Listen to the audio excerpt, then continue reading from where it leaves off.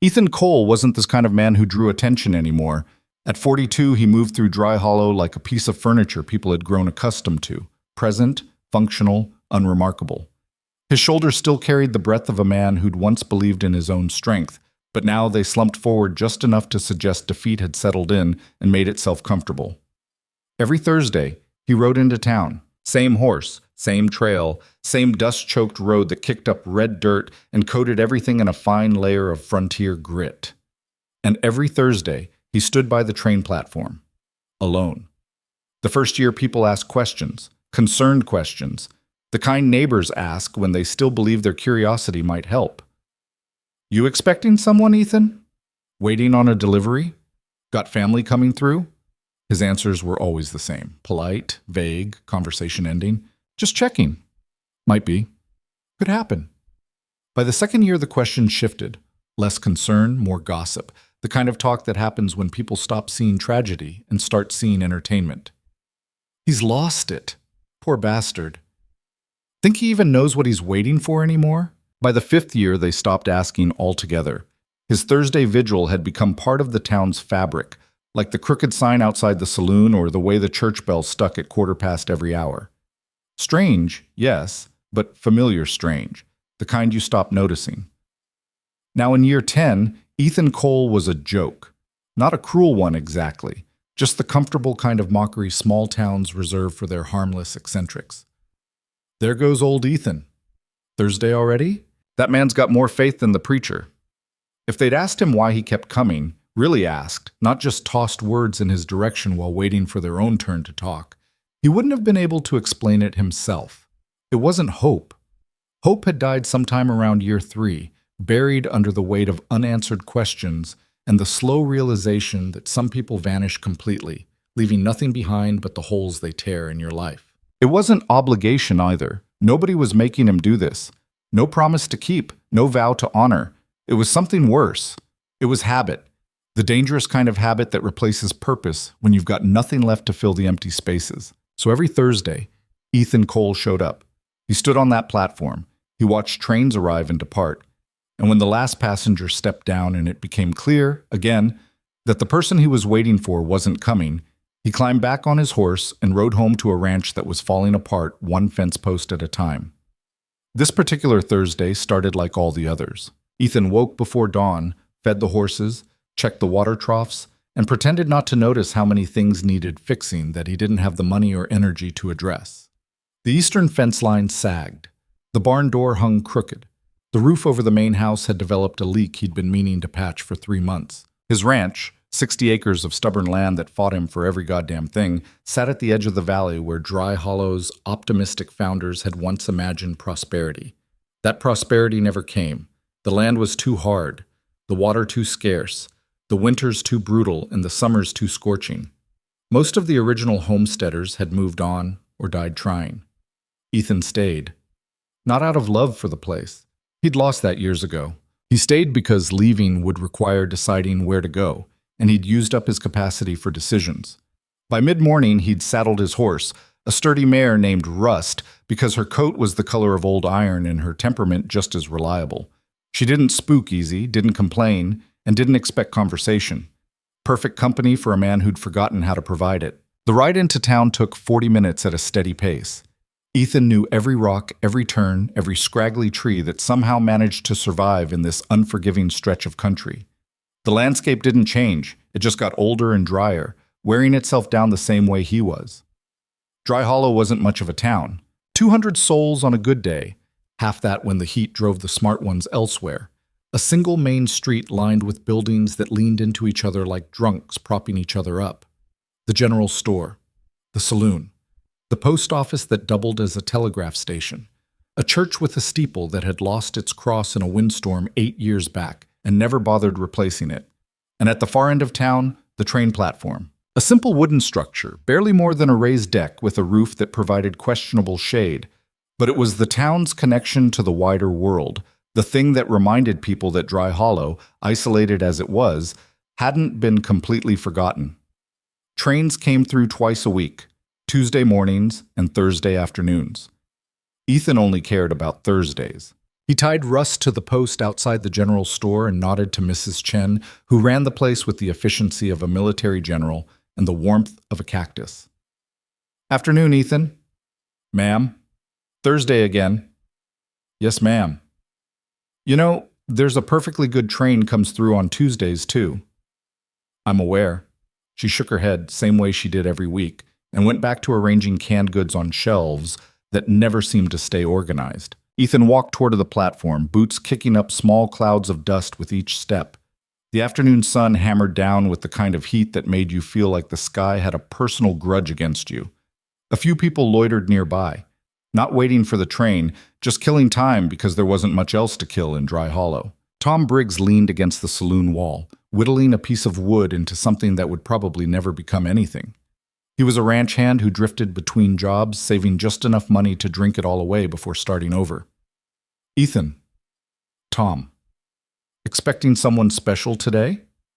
There was no meanness in the question, just the lazy curiosity of a man with nothing better to do.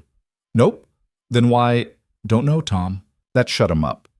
Not because Ethan had been rude, but because the honesty in those 3 words carried more weight than any clever deflection could have. Further down, Sarah Hutchins sat on a bench with her daughter Emma. Sarah was a widow, had been for 6 years since her husband died in a mining accident up north. She'd raised Emma alone, working as a seamstress and taking in laundry to make ends meet. She offered Ethan a small, understanding smile. He tipped his hat in return. Sarah was one of the few people in town who never asked questions. She understood that some griefs didn't have explanations and some rituals didn't need justification. The distant whistle of the train cut through the afternoon heat. Right on time. Ethan's chest tightened the way it always did in this moment. That stupid, irrational part of him that refused to die completely would wake up and whisper, "What if? What if this is the day? What if she's on this train? What if the universe finally decides you've suffered enough?" He hated that voice, hated how it persisted despite a decade of disappointment, hated how it made him vulnerable in a way he couldn't afford to be. The train appeared on the horizon, a black snake of smoke and steel cutting across the barren landscape. It grew larger, louder, until the ground itself seemed to vibrate with its approach. It pulled into the station with a screech of brakes and a hiss of steam, and for a moment everything was noise and motion. Then the doors opened. Passengers began to disembark. A traveling salesman with a heavy case and sweat-stained shirt. A young couple, newlyweds maybe, holding hands and looking around with the kind of optimism that wouldn't survive their first Dry Hollow summer. An older man, weathered and silent, who moved like someone returning home without any joy in the prospect. 3 more passengers, then 2, then 1, and then nothing. The platform cleared. The conductor called something to the engineer. The train prepared to continue its journey. Ethan stood there, rooted to the spot, feeling that familiar hollow ache settle back into his bones. 10 years, 520 Thursdays, and still nothing. He turned to leave, same as always, when a voice stopped him cold. "Mr. Cole?"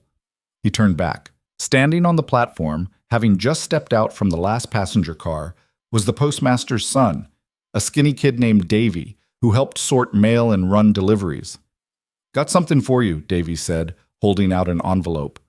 "Came in this morning. Ma said it looked important." Ethan took the letter, noting the unfamiliar handwriting. Neat, precise, the kind of penmanship that suggested education and care. No return address. He turned it over in his hand, suddenly aware that several people were watching him. "You gonna open it?" Tom Briggs called out. "Eventually. Could be important." Could be.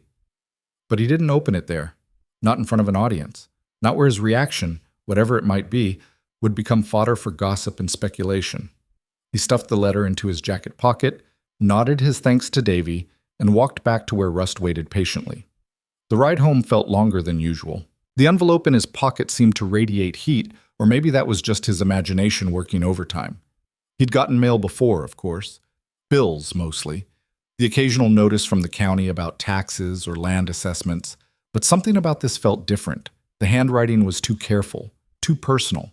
By the time he reached the ranch, the sun had started its descent toward the horizon, painting the sky in shades of orange and purple that would have been beautiful if Ethan had been the kind of man who still noticed such things. He unsaddled Rust, brushed her down, made sure she had feed and water, did all the small tasks that filled his evenings and kept him from thinking too much about how quiet the house would be when he finally went inside. But eventually, there was nothing left to do but face it. He climbed the 3 steps to his porch, boards creaking under his weight, and settled into the chair that had become his nightly perch. From here, he could see most of his property, the failing fence line, the struggling crops, the whole sorry picture of a life that had started with promise and curdled into mere survival. He pulled out the envelope, studied it one more time in the fading light, then opened it. The letter inside was written on good paper. Not fancy, but quality. The kind that cost extra. Dear Mr. Cole, I am writing in response to your inquiry posted with the Western Marriage Bureau. My name is Clara Hale, and after reading your notice, I believe we may be suited for correspondence. Ethan's hand trembled. 6 months ago, during a particularly brutal stretch of isolation and loneliness, he'd done something he never thought he would. Something he'd been too ashamed to tell anyone about. He'd written to a mail-order bride service. It had happened on a Tuesday night after too much whiskey and too many hours alone. The silence in his house had become unbearable. Not the peaceful kind of quiet, but the oppressive sort that made him forget what his own voice sounded like. He'd written the letter in a blur, saying things he barely remembered, posted it before he could change his mind, and then promptly tried to forget he'd done it at all. Apparently, he hadn't forgotten hard enough. He kept reading. I should be forthright about my circumstances. I am 34 years old, unmarried, and have been supporting myself for some time through various means. I'm not seeking rescue, Mr. Cole. I am seeking partnership. Your notice mentioned honesty as a requirement. So let me be honest. I am not a woman who fits easily into expected roles. I speak my mind. I ask difficult questions. I expect straight answers in return. If this sounds like more trouble than you're interested in, I understand. Burn this letter and forget you received it. But if you're willing to risk correspondence with someone who won't pretend to be softer than she is, write back. The choice is yours. Clara Hale. Ethan read the letter 3 times, then a 4th. There was something about the tone, sharp, direct, unapologetic, that cut through the fog he'd been living in. This wasn't a desperate woman looking for security. This was someone testing him. He sat there as darkness fell completely, the letter still in his hands, and felt something he hadn't experienced in years. Curiosity, not hope. He wasn't fool enough to mistake the two, but curiosity was something. It was more than the numb routine that had become his existence. The question was whether he had the courage to respond. It took Ethan 3 days to write back, not because he didn't know what to say, but because he couldn't figure out how to say it without sounding like exactly what he was. A lonely man who'd given up on most things, but couldn't quite give up on this. He went through 7 drafts. The first was too formal, the second too casual.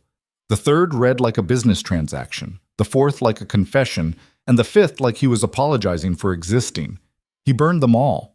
On the 6th attempt, he stopped trying to sound like something he wasn't and just wrote, Miss Hale, I'll be honest, since you asked for it, I don't know what I'm doing here. I wrote to that service on a bad night and figured nothing would come of it. Figured I'd made a mistake that would quietly disappear. But your letter didn't disappear. It showed up, and now I'm sitting here trying to decide if I'm brave enough to write back or smart enough to let it go. You said you're not looking for rescue.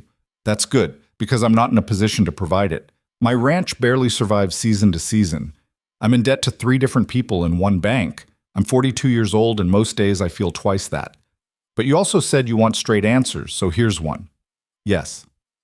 I'm willing to risk correspondence, not because I think this leads anywhere, not because I have expectations, but because your letter was the first interesting thing to happen to me in a decade, and I'm not ready to let interesting walk away without at least seeing what it wants. If you write back, don't soften yourself on my account. I've had enough of people being careful around me. Ethan Cole. He posted it before he could reconsider, then spent the next 2 weeks convinced he'd made a fool of himself. But on the 3rd Thursday after sending his response, Davy appeared on the platform again with another envelope. This time, Ethan opened it right there. Mr. Cole, your honesty is refreshing. Most men would have tried to make themselves sound more appealing. You made yourself sound exhausted and broke. I appreciate that. Since we're being direct, let me ask you something. What are you afraid of? Not the practical fears, debt, drought, failing crops. I mean, the real ones. The fears that wake you up at night. The ones you don't say out loud. Answer that, and I'll tell you mine. Clara Ethan stared at the letter for a long time. Nobody had asked him that question before. Not in any way that mattered. People asked if he was okay, if he needed help, if there was anything they could do. But nobody asked what actually scared him. He wrote back that same evening. Clara, I'm afraid of being forgotten. Not in the dramatic way. Not worried about leaving a legacy or being remembered by history. I'm afraid that I've lived this life, done these things, felt these feelings, and when I'm gone, it'll be like I never existed at all. Like I was just empty space that briefly pretended to be a person. I'm afraid that 10 years from now, someone will ride past this ranch and won't even remember my name. That's what keeps me up. Your turn. Ethan. Her response came faster this time. Within days instead of weeks. Ethan, I'm afraid I'm unlovable. Not in theory, in practice. I'm afraid that the parts of me that make me interesting are the same parts that make me impossible to keep. I'm afraid I ask too much, demand too much, am too much. And I'm afraid that one day I'll meet someone who sees all of that and says, yes, that's exactly what I want. And I won't believe them. So we're both afraid of disappearing, just in different ways. Tell me something else. Not about fear. About want. What do you actually want, Ethan? Not what you think you should want. Not what's practical. What do you want? Clara. This time, Ethan didn't hesitate. Clara, I want to stop feeling like I'm waiting. I've spent 10 years on that train platform every Thursday, waiting for something that never comes. And even when I'm not there, I'm still waiting. For the drought to end, for money to appear, for things to get easier. I want to live like I'm moving towards something instead of away from everything. I want to matter to someone, not in a useful way. I know I'm useful. My horses need me. My land needs me. I want to matter to someone who doesn't need me but chooses me anyway. That probably sounds selfish. What about you? What do you want? Ethan. Ethan. It doesn't sound selfish. It sounds human. I want to stop running. I've been moving for so long I forgot what it feels like to stay. Every time I settle somewhere, I convince myself it's temporary. I keep my belongings in a trunk that can be packed in an hour. I don't make plans past next month. I want to live somewhere and call it home without flinching at the word. And I want to be known, really known, by someone who sees all the difficult parts and doesn't try to fix them or ignore them or pretend they're charming quirks. Someone who just says, yes, I see you, and I'm staying. Clara. The letters continued. Week after week, they peeled back layers. Neither of them knew they still had. Clara told him about growing up in a city she wouldn't name, about leaving under circumstances she wasn't ready to detail, about working jobs no respectable woman was supposed to acknowledge, saloons, mining camps, places where survival mattered more than reputation. She told him she'd learned to read land, to spot gold in creek beds, to negotiate with men who thought her presence was an invitation. She told him she was tired. Ethan told her about the ranch, about the years of barely making it, about the weight of inheriting something you can't quite maintain and can't quite abandon. He told her about neighbors who'd given up and moved on, about the ones who stayed and slowly withered. He told her about loneliness that had become so familiar it felt like a personality trait. But he didn't tell her about Lydia. He couldn't. Not yet. That wound was still too raw, too complicated, too tangled up in shame and grief and unanswered questions. And then, 3 months into their correspondence, Clara wrote something that stopped him cold. Ethan, I think it's time we meet. I've told you most of what I am. You've told me most of what you are. We can keep writing letters forever, building a perfect version of something that might not survive reality. Or we can risk it. I will arrive on a Thursday train. If you regret it, if you take one look at me and realize you've made a mistake, just say these words. The weather has turned. I'll understand. I'll get back on the next train. No arguments, no scenes. But if I step off that platform and you don't say those words, then we're doing this. For real. Let me know which Thursday. Claire Ethan read the letter sitting on his porch as the sun set behind the hills. His hands shook. This was it. The moment where everything became real or fell apart completely. He could write back and say no. Could claim he wasn't ready, needed more time, had reconsidered. She'd understand. She'd said as much in every letter. She wasn't here to force anything. Or he could set a date. He looked out at his failing ranch, his empty house, his life that had become nothing but routine and decay. And he realized something that might have been obvious to anyone else but felt like revelation to him. He had nothing left to lose. Nothing except the possibility of something better. He went inside, lit a lamp, and wrote his response. Clara, 3 weeks from now, Thursday afternoon train. I won't say the words. Come home. Ethan. He posted the letter the next morning and spent the following 21 days in a state somewhere between terror and anticipation. The 3 weeks between sending his letter and Clara's arrival were the longest of Ethan's life, which was saying something, considering he'd already lived through 10 years of empty Thursdays. But this was different. This waiting had a destination, an endpoint, a moment when something would finally happen instead of continuing not to happen. That should have been comforting. It wasn't. The first week, Ethan threw himself into work with an intensity that surprised even him. He fixed the eastern fence line, something he'd been putting off for months, patched the barn roof, cleared brush from the property line, repaired the water trough that had been leaking since last spring. His body ached in ways it hadn't in years, but the exhaustion felt good, purposeful. He needed to be too tired to think, because when he stopped moving, the thoughts came flooding in. What if she takes one look at you and realizes this was a mistake? What if she's nothing like her letters? What if you're nothing like your letters? What if you've built something in writing that can't survive the weight of real life? Tom Briggs noticed the sudden burst of industry and commented on it one afternoon when he rode out to return a tool he'd borrowed months ago. You building something? Tom asked, surveying the repaired fence with obvious surprise. Just maintenance. Hell of a lot of maintenance all at once. Ethan hammered another post into place, not looking up. It needed doing. For 10 years it needed doing. Now suddenly it needs doing this week? You got a point, Tom? Tom was quiet for a moment, then said, People are talking. People are always talking. They're saying you got a woman coming. Ethan's hammer paused mid-swing. He didn't confirm or deny it, just drove the next nail with more force than necessary. Tom continued, unfazed. Sarah Hutchins mentioned she saw you post a letter a couple weeks back, then saw Davy deliver one to you on Thursday, then another letter posted. People added it up. People should mind their own business. That'd be nice, wouldn't it? Tom said with a dry laugh. But this is dry hollow. Other people's business is the only entertainment we got. He paused, then added more seriously. Just be careful, Ethan. I mean that. Careful of what? Of hoping too hard. Hope's expensive out here. Most of us can't afford it. After Tom left, Ethan stood there with the hammer in his hand, staring at nothing. Hope.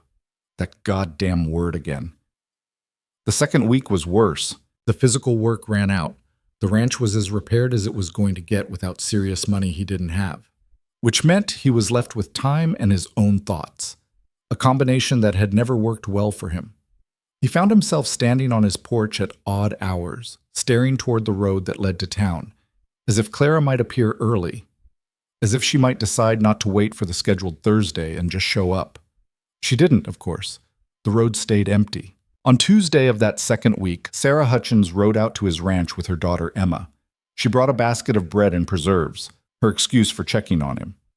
Heard you've been busy, she said, noting the visible improvements. Needed doing. Seems like good timing. Ethan didn't take the bait, just invited them in and put coffee on. Emma, 9 years old and still young enough to ask questions adults wouldn't, looked around his kitchen and said, Are you getting married, Mr. Cole? Emma, Sarah's face flushed. That's not polite. Mrs. Yates said Mr. Cole wrote to a marriage service and now a lady's coming on the train and, Emma, enough. But Ethan surprised himself by answering, I don't know yet. Emma's eyes went wide. You don't know if you're getting married? I don't know what's happening. Someone's coming to visit. After that, we'll see. Sarah studied him carefully. You sound terrified. I am. That's probably healthy. Is it? Better than being cocky about it. She poured herself coffee, settled into a chair. You know people are going to be watching when that train pulls in. I figured. Half the town's going to invent excuses to be there. Can't stop them. You could ask for privacy. Tell folks to stay away. Ethan shook his head. Won't matter. They'll just hide and watch from a distance. At least if they're upfront about it. I know where they are. Sarah smiled slightly. Practical. They sat in comfortable silence for a moment before she said, Can I give you some advice? Can I stop you? No. She set down her cup. When my husband died, people kept telling me it would get better, that time would heal things, that I'd move on eventually. Did you? Not the way they meant. I didn't heal and forget. I healed and remembered. The pain got quieter, but it never left. It just became part of me. She looked at him directly. Whatever happened to you 10 years ago, whatever put you on that platform every Thursday, it's still with you, and it's going to be with you when this woman arrives. I know. Does she know? Ethan's jaw tightened. Not everything. Maybe she should. Maybe some things are too complicated to explain in letters. Sarah stood, calling for Emma to finish her bread. At the door, she turned back. Just remember, you can't build something new on top of something unfinished. Sooner or later, the old foundation cracks. After they left, Ethan sat alone with those words echoing in his head. You can't build something new on top of something unfinished. He thought about Lydia, about that one impossible evening 10 years ago that had somehow defined every day since. He'd never told Clara about her, had written around her, referenced a difficult past without details, implied loss without explaining what was lost.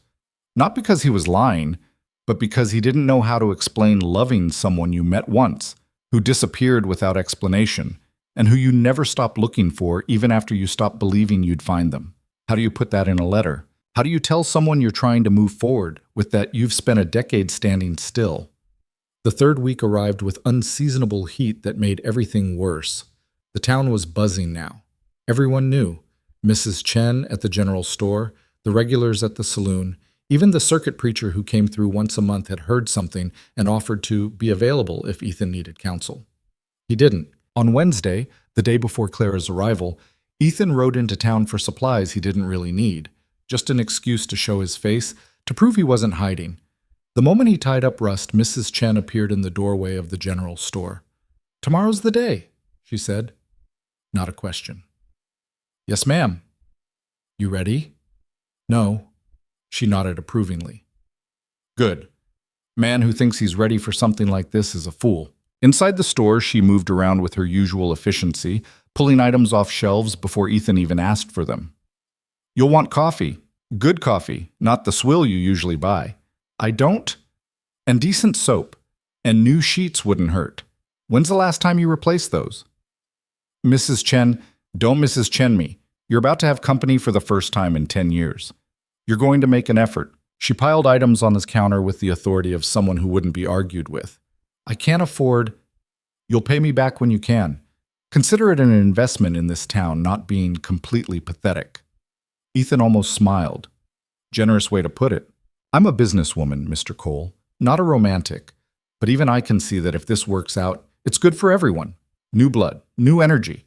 Maybe someone who can talk sense into you about expanding that property instead of just surviving on it.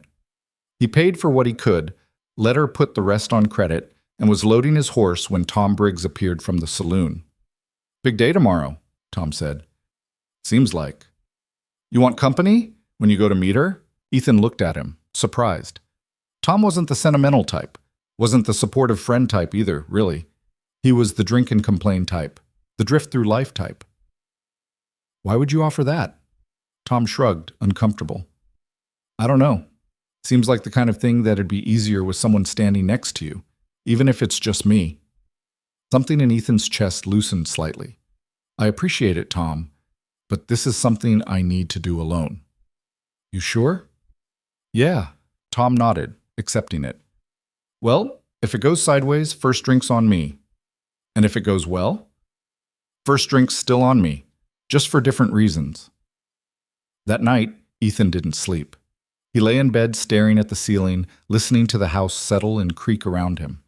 This house that had been empty for so long, that had stopped feeling like a home and started feeling like a storage space for his life.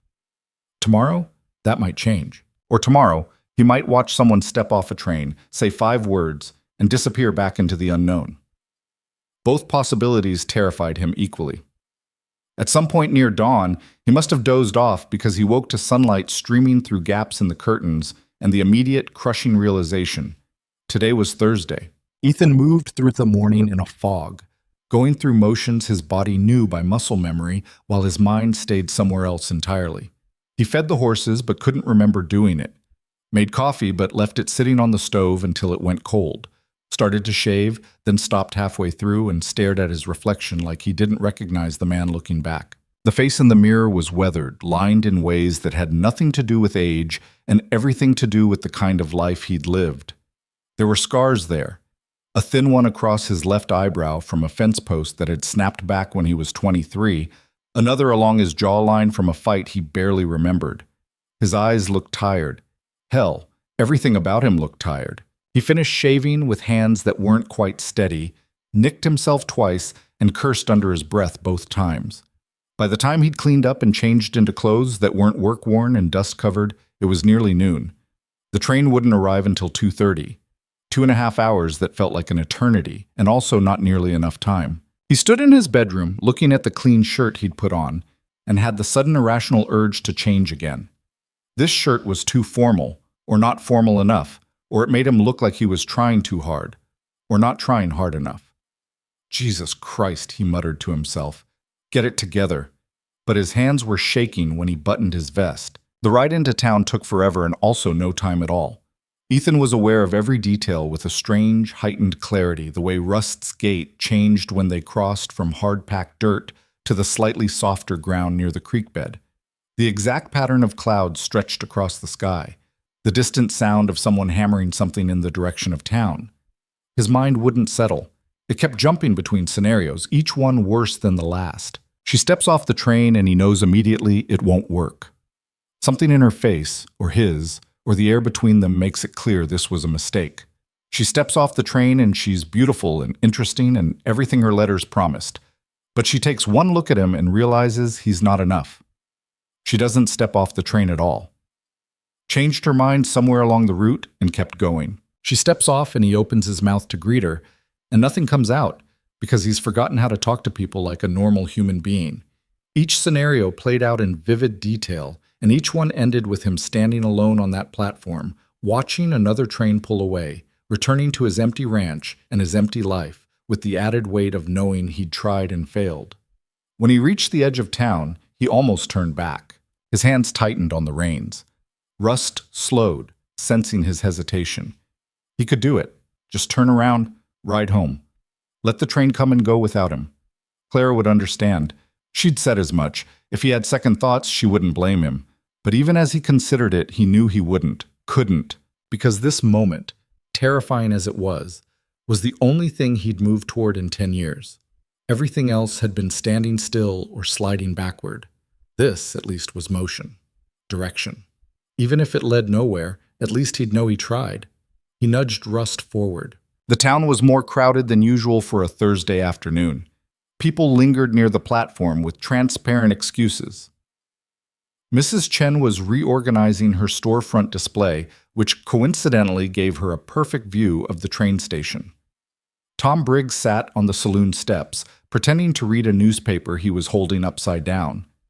Sarah Hutchins was there with Emma, claiming they needed to mail a letter, though the post office was in the opposite direction. Even the town's part-time sheriff, a man named Davis who usually spent his afternoons napping, had found reason to be present, leaning against a post and whittling. Ethan tied up Rust and walked toward the platform, feeling every eye on him. Nobody said anything directly, but the murmur of conversation dropped to near silence as he passed. It was like walking through water. Each step took effort. He reached the platform and stood in his usual spot, hands in his pockets, trying to look like this was just another Thursday. It wasn't fooling anyone. Tom Briggs finally broke the silence. Hell of a day for it, Ethan. Yep. Not too hot, not too cold. Nope. Good train weather. Tom. Yeah? Shut up. Tom grinned and went back to his upside-down newspaper. Sarah approached more carefully, Emma trailing behind her. You doing all right? She asked quietly. Ask me in an hour. Fair enough. She hesitated, then added, For what it's worth, I think you're brave. Brave or stupid? Sometimes there's not much difference. Emma piped up. Is she pretty? Emma, Sarah warned. What? I'm just asking if… I don't know, Ethan interrupted, and it was true. Clara had never mentioned what she looked like, and he'd never asked. Their letters had been about other things, deeper things, the kind of things that mattered more than appearances, though he'd be lying if he said he wasn't curious. I bet she's pretty, Emma decided. In stories, the mail-order brides are always pretty.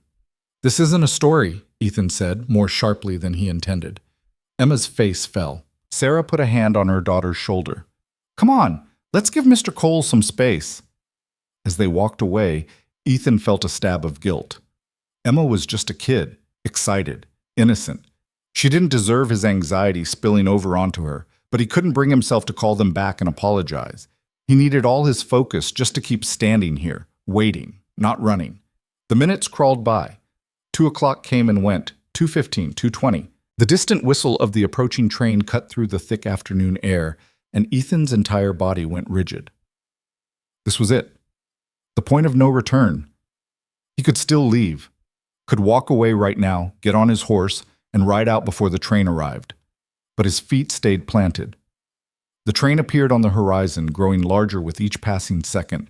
The sound of it built, the rhythmic chug of the engine, the screech of metal on metal, the hiss of steam. Ethan's heart hammered so hard he thought people might be able to hear it. The train pulled into the station with its usual dramatic announcement of arrival, brakes squealing, steam billowing, the whole mechanical beast shuddering to a stop. For a moment, nothing happened. The doors stayed closed. Ethan's mouth went dry. Then the conductor appeared, calling out, "Dry Hollow! 15-minute stop!" The doors opened. Passengers began to emerge. An older woman with 2 large carpet bags. A salesman with his sample case. A young man who looked lost. 2 more passengers, then 3. Then nothing. The platform cleared. Ethan's chest tightened. She wasn't here. She'd changed her mind, or something had happened, or… A figure appeared in the doorway of the last passenger car. Slow, deliberate. A woman in a gray traveling cloak, hood pulled up despite the heat. She stood there for a moment, silhouetted against the darker interior of the train car, and Ethan couldn't breathe. She descended the steps carefully, one at a time, boots clicking against metal and then wood. When she reached the platform, she stopped. Didn't move toward him. Didn't pull back her hood. Just stood there, 10 feet away, waiting. The entire town seemed to hold its breath. Ethan knew what he was supposed to do. Walk over, introduce himself, welcome her. But his legs wouldn't move. Because something about her stance, the way she held herself, the line of her shoulders visible even beneath the cloak. It was familiar. Impossibly familiar. The woman spoke, her voice clear but cautious. "Mr. Cole?" That voice. Ethan's world tilted. He knew that voice. Not from letters. From memory. From a decade ago. From one impossible evening that had defined every day since. "Does the weather still hold?" she asked. The agreed-upon question. The signal. If he said the words, "The weather has turned," she would leave. But Ethan couldn't speak, couldn't move, couldn't do anything but stare as the woman reached up and slowly pulled back her hood. Dark hair threaded with gray now, lines around her eyes that hadn't been there before. A scar on her left cheek, thin and pale. Older. Harder. Changed by years of living. But unmistakably, impossibly, the same woman he'd spent 10 years looking for. Lydia. The name crashed through his mind like thunder. Not Clara, not some stranger from letters. Lydia. Lydia Vance, who had walked into his life for one evening 10 years ago and then vanished without explanation. Who he'd searched for until searching became impossible. Who he'd mourned while she was still alive somewhere, living some life he couldn't reach. Lydia, standing in front of him now, watching him with eyes that held both hope and fear in equal measure. His knees almost gave out. "Ethan," she said, and her voice cracked on his name. Somewhere in the background, someone gasped. Maybe Mrs. Chen, maybe Sarah, maybe half the town. But Ethan couldn't look away from Lydia's face. 10 years. 10 years of standing on this platform. 10 years of empty Thursdays. 10 years of believing she was gone, that he'd never understand why, that whatever they'd had, brief and fragile as it was, had been one-sided or imaginary or just not enough to make her stay. And here she was. "You," he managed. His voice sounded destroyed. I know." Her hands twisted in the fabric of her cloak. "I know this isn't what you expected. I know I should have. You're Clara. Clara Hale was my mother's name. I used it because I didn't know if—" She stopped, swallowed hard. "I didn't know if you'd respond if I used my real name. Didn't know if you'd remember, or if you did remember, if you'd want anything to do with me after what I did." Ethan took a step toward her, then stopped. His hands were shaking. His whole body was shaking. 10 years, he said. "I know. 10 fucking years, Lydia. I know. I looked for you. I looked everywhere. I thought—" His voice broke. "I thought you were dead." Her eyes filled with tears. "I'm so sorry." "Sorry?" The word came out harsh, louder than he intended. "You disappeared. No explanation, no word, nothing. And now you show up wearing a different name and saying sorry like that fixes anything?" The crowd around them had gone completely silent. Even Emma had stopped fidgeting. Lydia's composure cracked. "I couldn't—" She took a shaky breath. "I had reasons.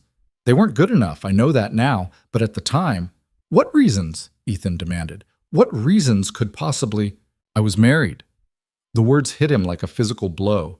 He staggered back a step. "What?" "When I met you," Lydia said, tears streaming down her face now. "I was running from a husband who—" She stopped, looked away. "Who thought he owned me? Who made it clear I could leave him by dying or not at all?" The anger drained out of Ethan, replaced by something colder. "You were running." "Yes." "That night we met was one of the worst nights of my life. I'd gotten away finally, had made it 3 states over, thought I was safe, and then I met you, and for a few hours I felt like—" Her voice broke. "Like I could be a person again instead of just prey." Ethan's mind reeled. "But you left, because he found me." Lydia's hands were shaking now, too. "The next morning, I saw him in town, asking about me. And I knew if I stayed, if he connected me to you, he'd hurt you to punish me. So I ran. Again. Kept running for years. And now? He's dead." She said it flatly, without emotion. 3 years dead. Fell drunk down a mine shaft. "So you've been free for 3 years?" "Yes." "And you're just now—" Ethan couldn't finish the sentence, couldn't articulate the hurt and confusion and anger all tangled together. "I tried to find you," Lydia said desperately. "After he died, I went back to the town where we met. You were gone. Ranch sold. No forwarding information. I asked everyone I could find. Nobody knew where you'd gone. I came here. To Dry Hollow. I know that now. But it took me 2 years of searching to figure it out, and by then—" She wiped at her face. "By then, so much time had passed that I thought maybe you'd moved on. Maybe you'd forgotten. Maybe showing up would just open old wounds that had finally healed. So you wrote to me as someone else. I had to know if you'd even respond. If there was any chance that we—" She looked at him with such raw vulnerability that something in his chest cracked. "I fell in love with you that night, Ethan. One evening. That's all it took, and I've been carrying it for 10 years, not knowing if you felt anything at all, or if I was just some woman passing through." The platform was so quiet Ethan could hear his own heartbeat.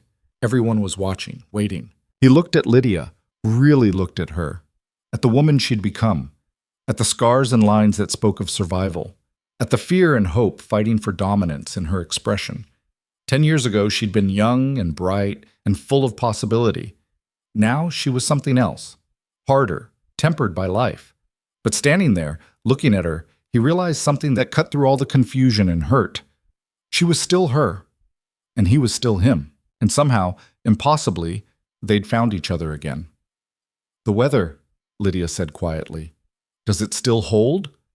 It was the signal, the out, the escape clause they'd built into this arrangement. If he said the weather has turned, she would leave, would get back on the train, would disappear again, this time for good. He could do it, could let her go, could protect himself from whatever pain might come from trying to rebuild something that had been broken before it even started. But as he stood there, looking at her face, he realized he'd already made his choice. He'd made it 10 years ago when he'd started standing on this platform every Thursday. He'd made it when he'd written to that marriage service on a lonely night. He'd made it when he'd read her letters and felt something in him wake up after years of sleep. "Ethan?" Her voice was small, terrified. He closed the distance between them in 3 strides and pulled her into his arms. She made a sound, half sob, half gasp, and collapsed against him. He held her tight, feeling her shake with silent tears, and said the only words that mattered. "The weather's fine. You're coming home." Behind them, someone started clapping. Then another person. Then the whole damn town was applauding like they'd just witnessed a play. Ethan didn't care.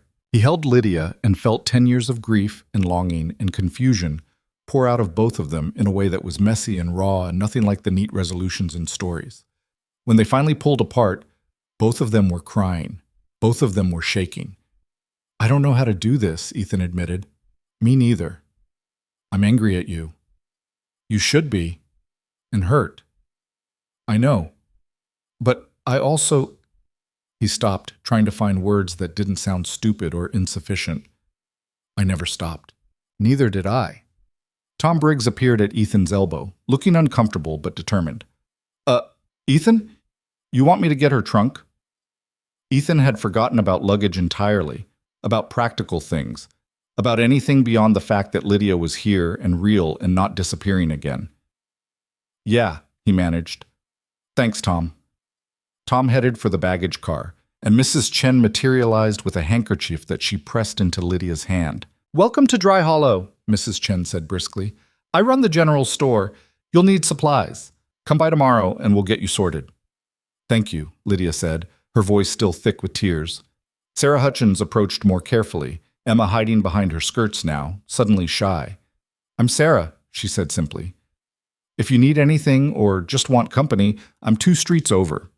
Lydia nodded gratefully. The crowd was starting to disperse now that the dramatic moment had passed, though Ethan knew the gossip was just beginning.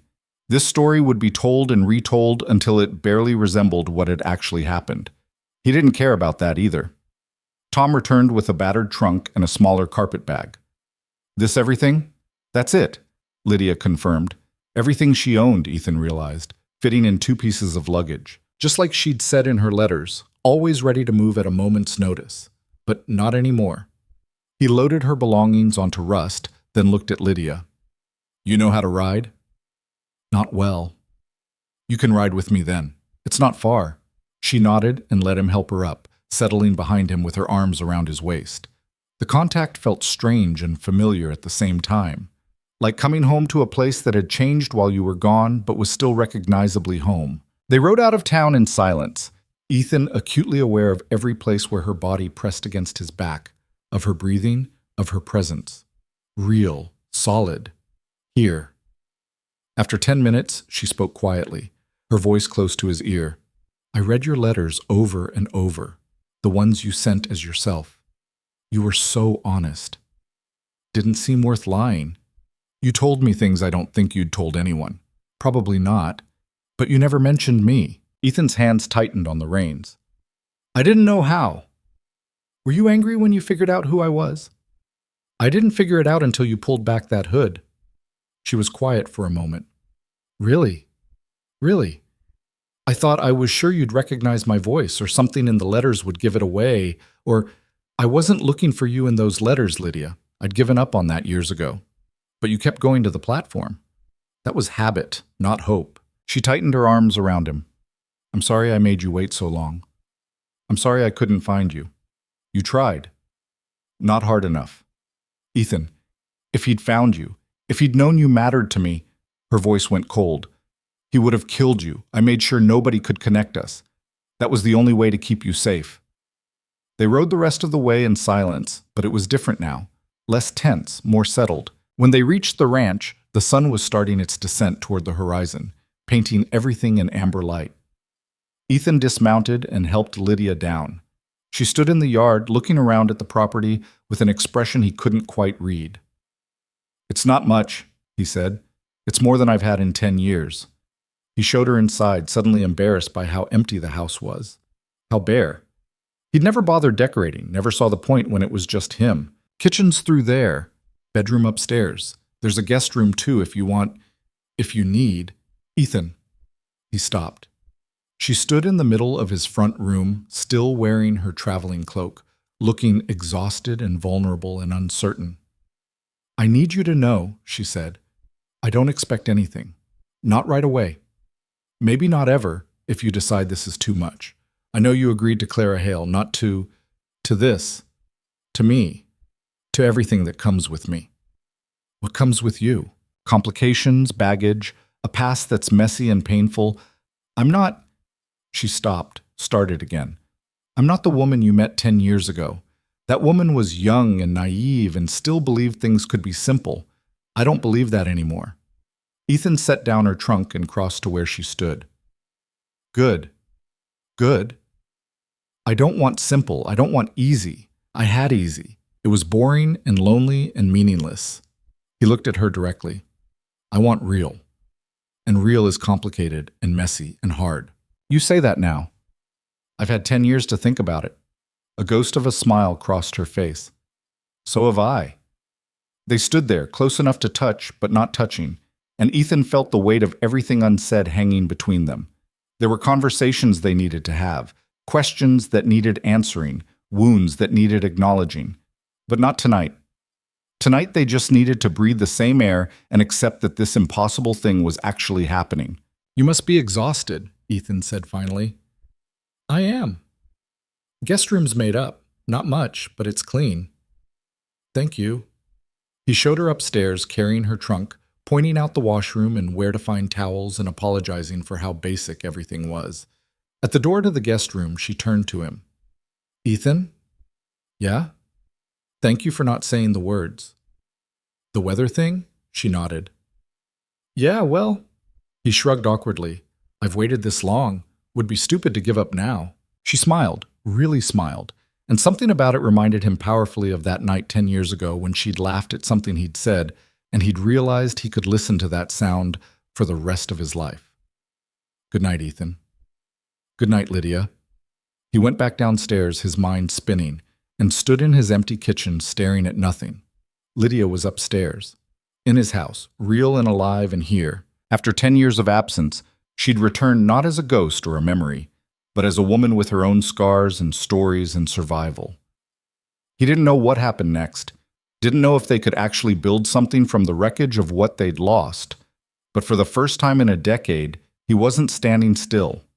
He was moving forward, and that was terrifying and exhilarating in equal measure. Ethan didn't sleep that night either, but for entirely different reasons than the night before. He lay in his bed listening to the sounds of another person in his house. The creak of floorboards overhead, water running in the washroom, the small, almost imperceptible noises of someone existing in a space that had been silent for so long. Around 3 a.m, he heard her get up, footsteps moving slowly, carefully, trying not to wake him. He stayed still, listening as she descended the stairs and moved through the house. After a few minutes, curiosity won out over propriety. He pulled on his pants and a shirt and went downstairs. He found her standing in the kitchen, wrapped in a blanket, staring out the window at the dark landscape beyond.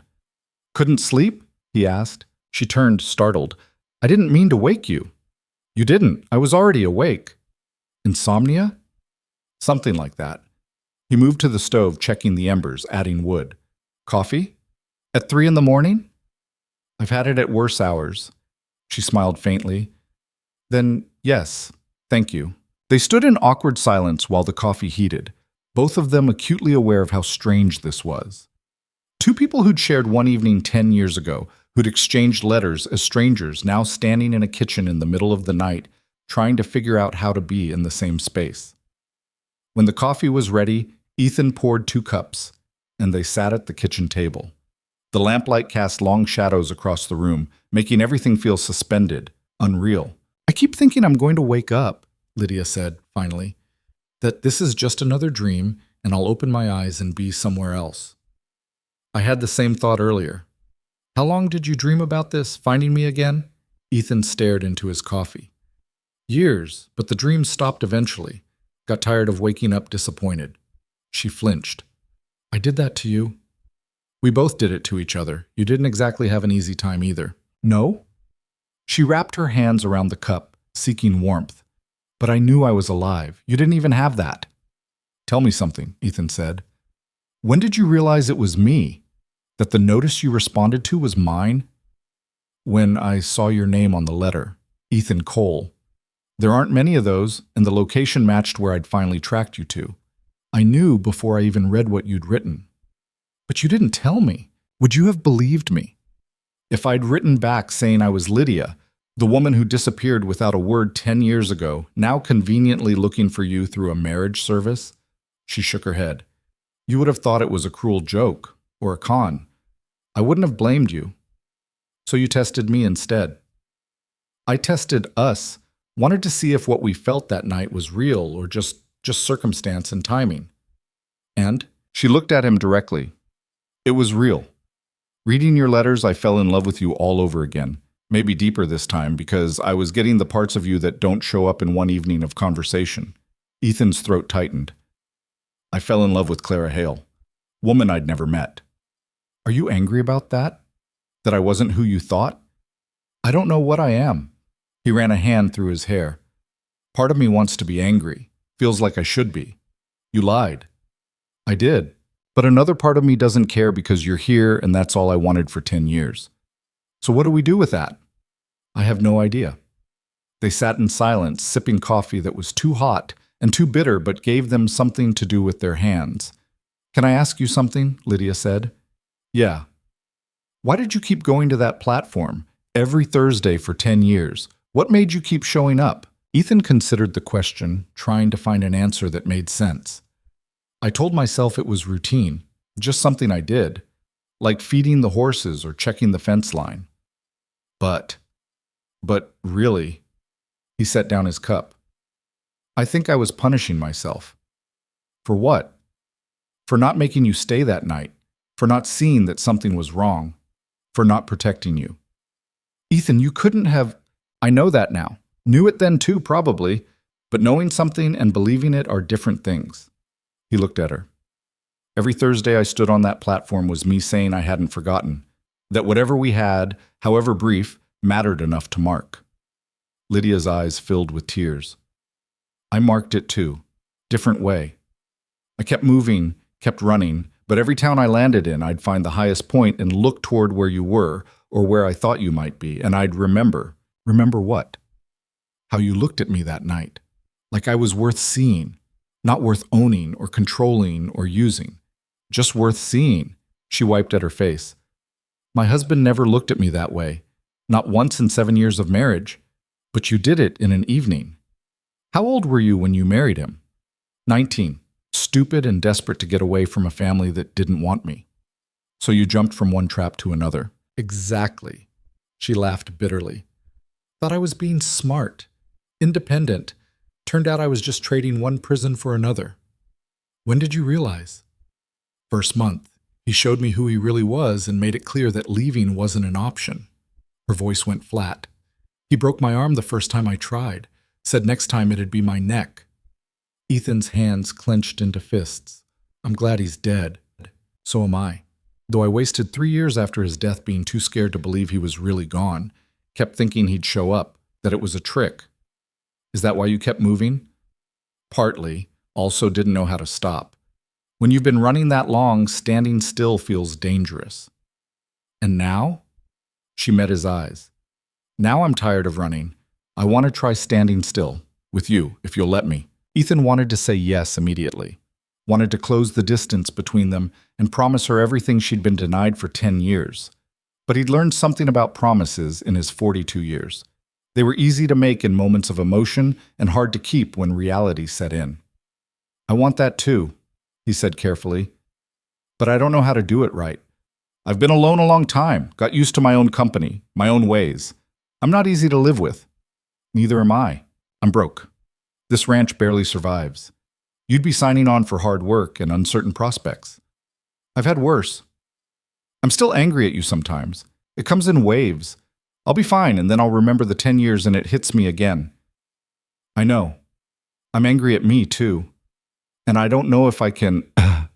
He stopped, trying to find the right words. I don't know if I can be what you need, what anyone needs. I'm damaged goods, Lydia. She reached across the table and took his hand. So am I. Maybe that's why this works. We're both too broken to expect perfection from each other. Her hand was warm in his, solid, real. Can we just try? She asked. No promises, no expectations. Just try and see what happens. Yeah, Ethan said. We can try. The sun was starting to lighten the sky by the time they finished talking. Not about anything profound or relationship defining. Just small things, practical things. How she liked her coffee, whether she could cook, what parts of the ranch needed immediate attention, what their plan was for tomorrow. It felt almost normal, almost like they'd been doing this for years instead of hours. When full daylight arrived, they moved into the day with the careful choreography of two people learning each other's rhythms. Ethan went out to handle the morning chores. Lydia found the kitchen supplies and made breakfast from what little he had. The eggs were overcooked and the bacon was burned, but Ethan ate every bite without complaint. I'm not much of a cook, Lydia admitted. Neither am I. We'll figure it out. After breakfast, Ethan took her on a tour of the property, showed her the struggling crops, the fence lines that needed repair, the irrigation system that worked maybe half the time. He didn't try to make it look better than it was, didn't hide the extent of the problems. It's a lot, he said, as they stood looking at a particularly bad section of fence. More than one person can handle. More than two, probably, without more money than we've got. Lydia walked the fence line, running her hand along the posts, checking the ground. Her face was thoughtful, focused. She moved like someone who knew what she was looking at. You said you learned to read land, Ethan said. What does that mean exactly? Means I can look at earth and rock and water and tell you what's underneath, what it's worth, what it can support. She crouched down, scooped up a handful of dirt, let it run through her fingers. Learned at working mining camps. The men would stake claims based on rumors and hope. I learned to look deeper. And what do you see here? She stood, brushing off her hands, and pointed toward the creek that ran along the eastern edge of his property. That creek, it shifts course every spring, floods and finds new paths. It's a pain in the ass. It's also a gift. How do you figure?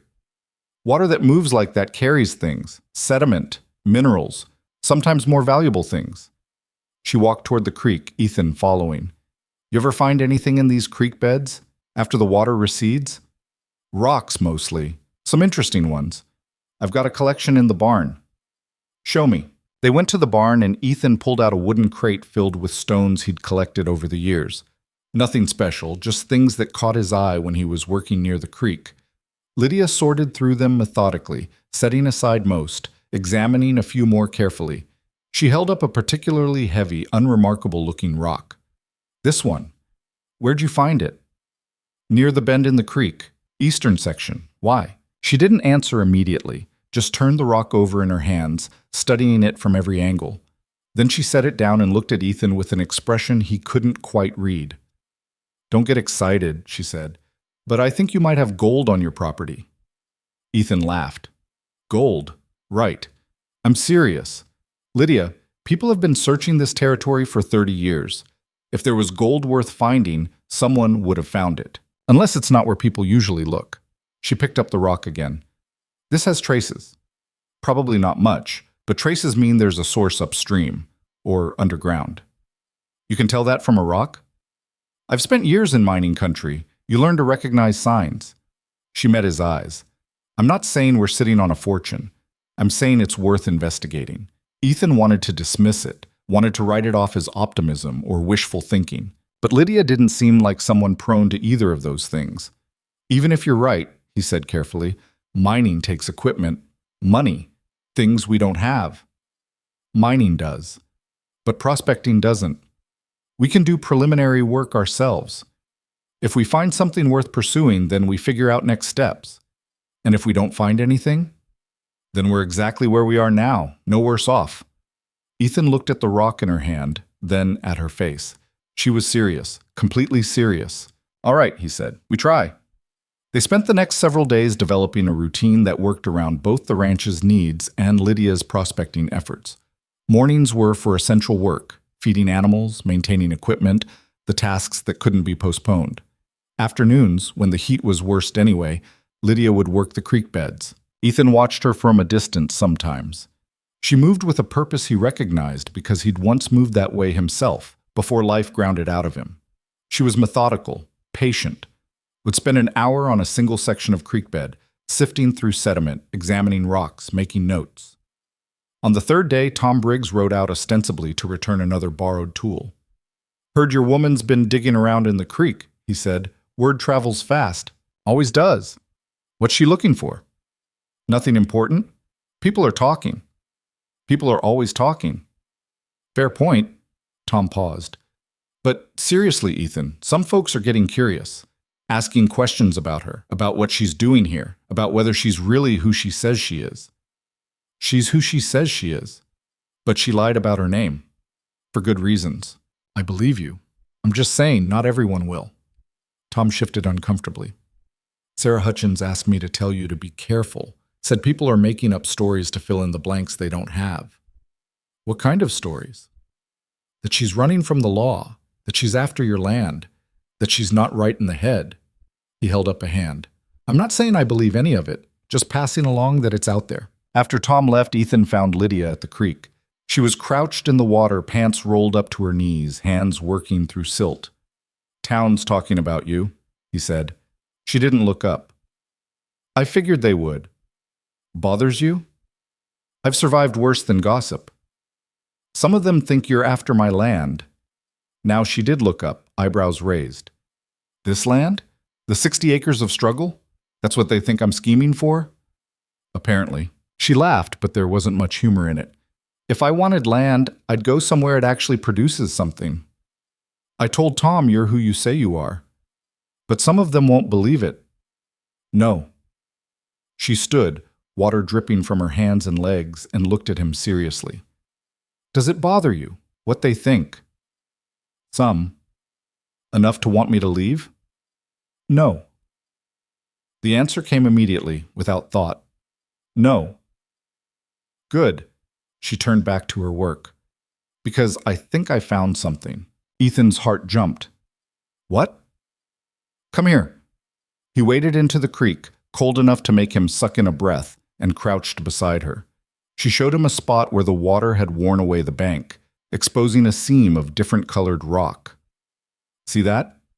She traced the line with her finger. "That's quartz. And in quartz, especially quartz that's been exposed to certain conditions, you sometimes find—" She broke off a small piece of the rock and held it up to the light. There, barely visible, was a fleck of something that caught the sun and held it. Gold. "That's—" Ethan couldn't finish the sentence. "It's not much, and it doesn't mean there's a lot, but it means I was right. There's gold on this property." They stared at the tiny fleck together, both understanding that this changed everything and also might mean nothing at all. "What do we do?" Ethan asked. "We keep looking, map out where these quartz seams run. Try to figure out if this is just trace amounts or if there's an actual vein worth pursuing." She looked at him. "But we do it quietly. If word gets out, people will come, stake claims, try to take the land." "Exactly. So we tell no one." "No one."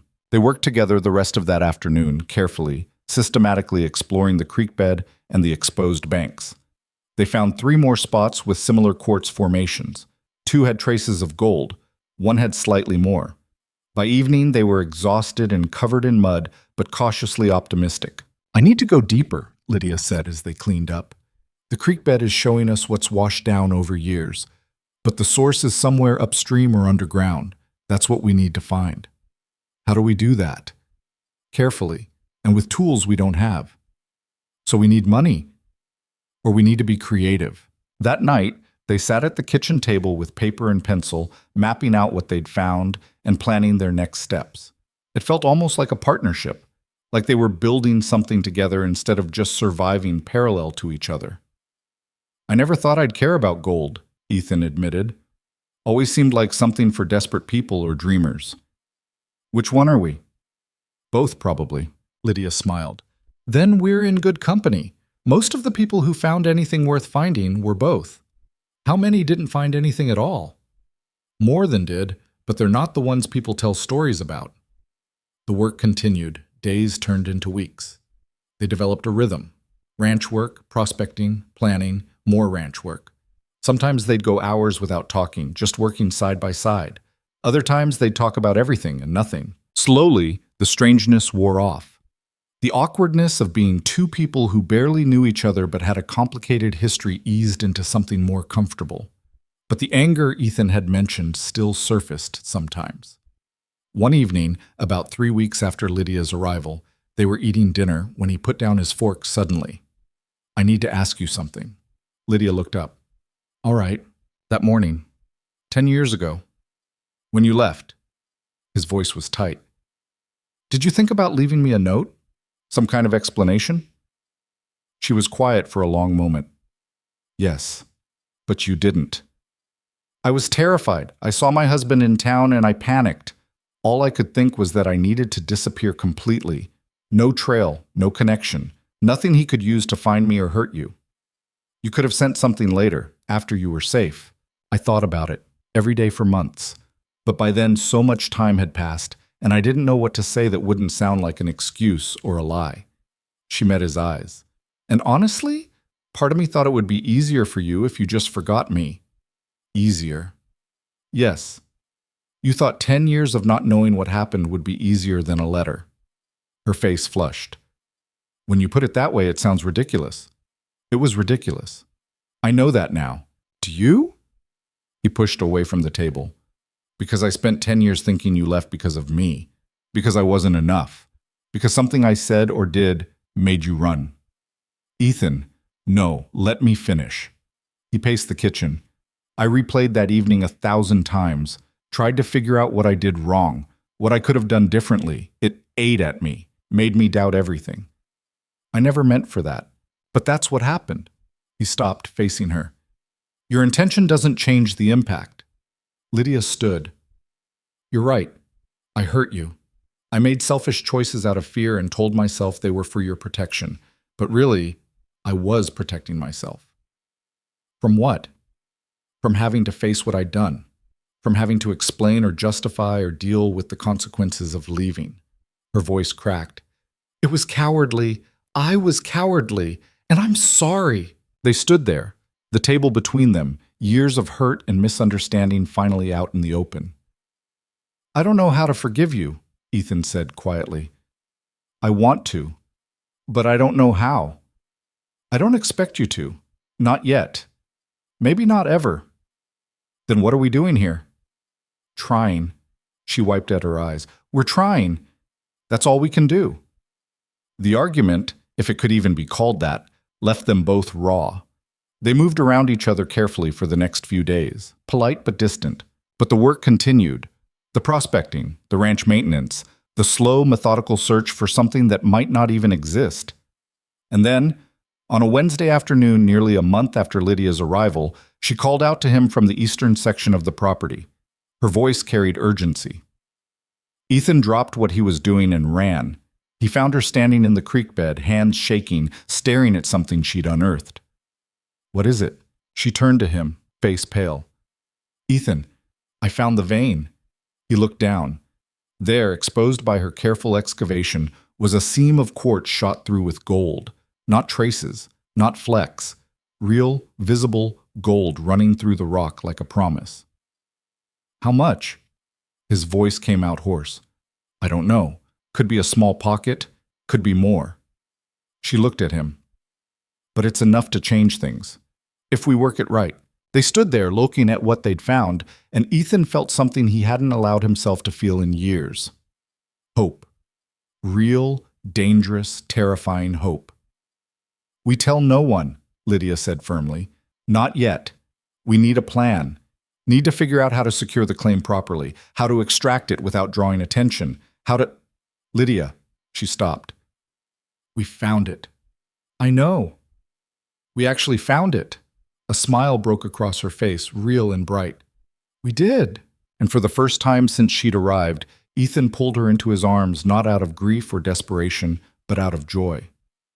They'd gambled on something impossible, and it had paid off. Now came the hard part, figuring out what to do next without losing everything in the process. The euphoria lasted exactly 3 hours.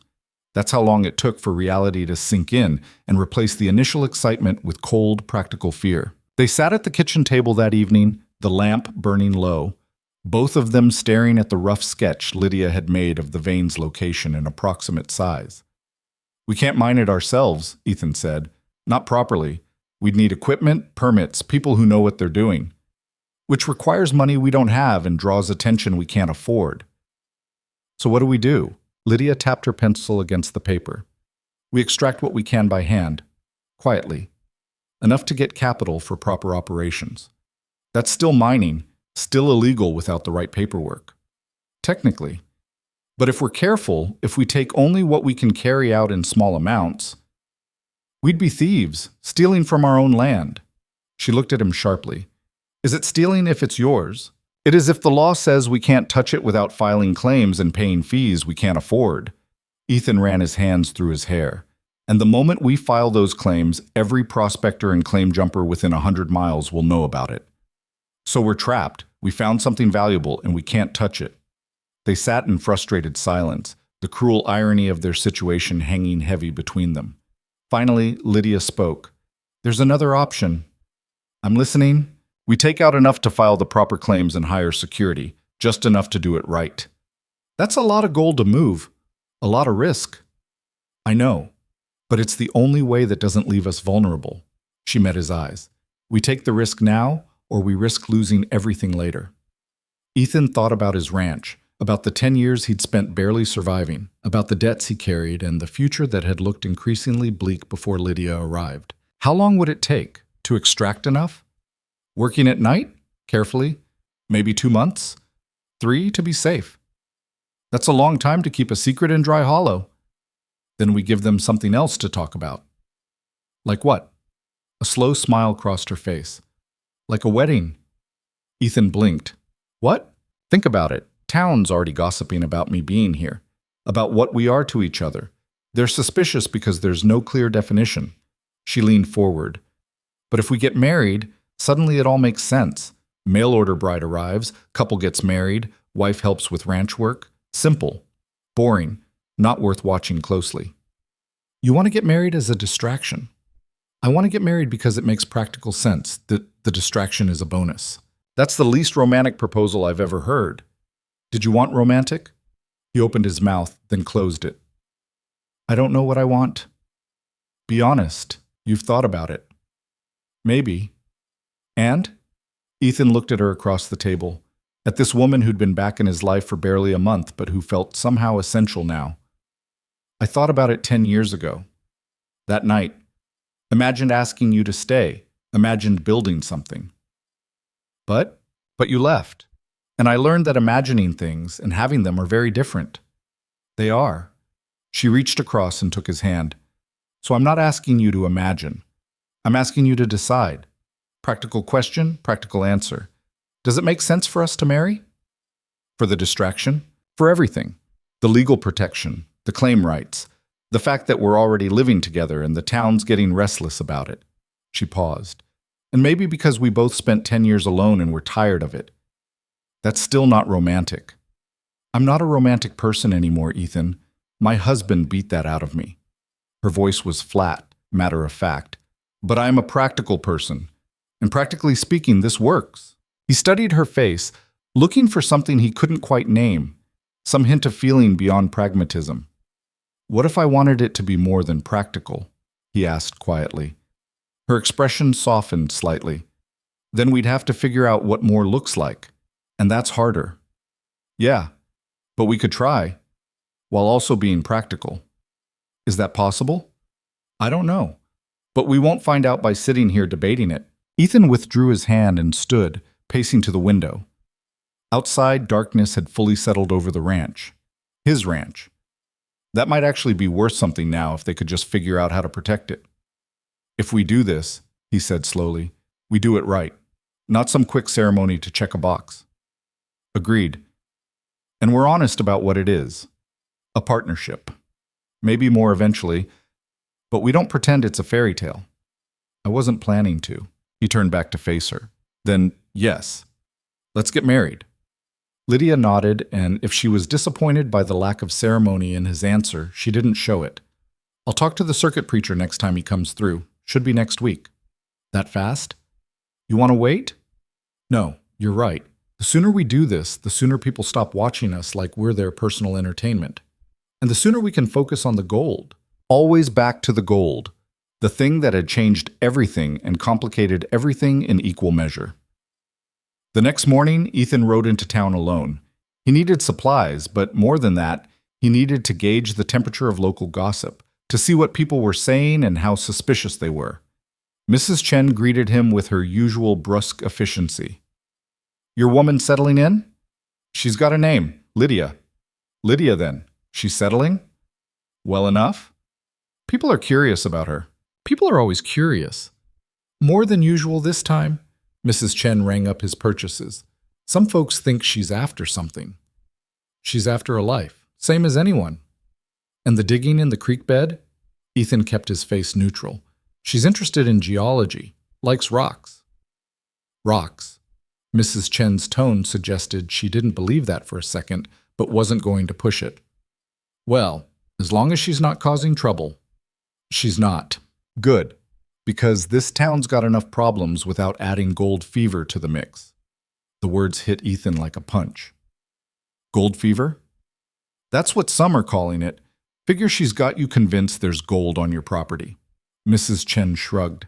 I think it's nonsense. If there was gold in this valley, someone would have found it 30 years ago. Exactly what I told her. Smart man. She handed him his purchases. For what it's worth, I like her. Got backbone. But you be careful. Desperate people make desperate choices. After leaving the general store, Ethan found Tom at the saloon. Mid-morning was early for drinking, but Tom had never been one to follow conventional schedules. Ethan? Tom waved him over. Buy you a drink? It's not even noon. So? Rules are for people with better things to do. Ethan sat. What are people saying? About your woman? Lots of things. Most of it speculation and bullshit. Tom took a long drink. But there's talk she's got you believing there's gold out there. I'm not an idiot, Tom. Didn't say you were, just saying people are worried you're being conned. By a woman who showed up with nothing but a trunk and a bag? Love makes people stupid, or so I'm told. Tom grinned. I wouldn't know personally. We're getting married. Tom nearly choked on his drink. What? Next week, probably, when the preacher comes through. Hell, Ethan, you've known her a month. Known her 10 years, actually. Known she existed. That's different than knowing who she is now. Maybe, but it's happening anyway. Tom was quiet for a moment, then said, You love her? The question caught Ethan off guard. I don't know.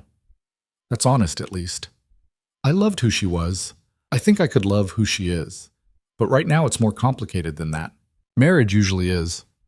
Speaking from experience? Hell no. From observation. Tom signaled for another drink. Just be careful, all right? I'd hate to see you get hurt worse than you already have been. The concern in his friend's voice was genuine, and it touched something in Ethan he'd been trying to ignore. The fear that he was making another mistake. That this would end badly. That 10 years from now he'd be right back where he started, alone and broken, with new reasons to regret. But the alternative was to walk away from the only thing that had felt like forward motion in a decade. He couldn't do that. When he returned to the ranch, he found Lydia exactly where he'd expected, down at the creek, working.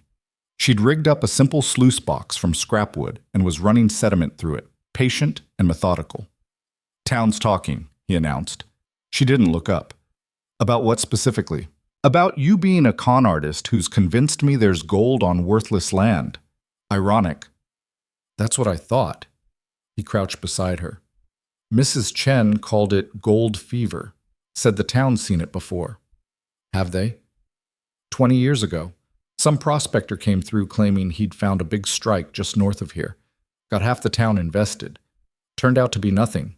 A lot of people lost money they couldn't afford to lose. Lydia finally looked at him. So they're primed to disbelieve. Exactly. That works in our favor. As long as they think we're chasing nothing, they won't pay attention to what we're actually doing. She had a point, but it didn't make Ethan feel better. I told Tom we're getting married. How'd he take it? Thought I was being reckless. Are you? Probably. He sat down properly, boots in the cold water.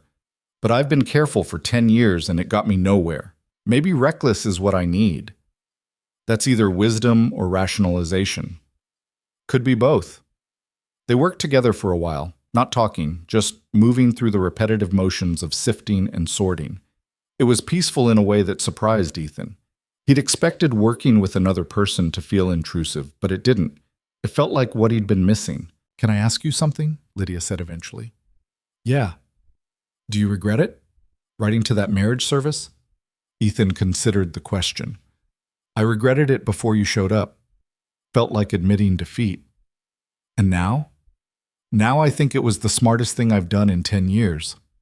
She smiled, and it was real and unguarded in a way he didn't see often from her. Even though I lied about who I was? You didn't lie.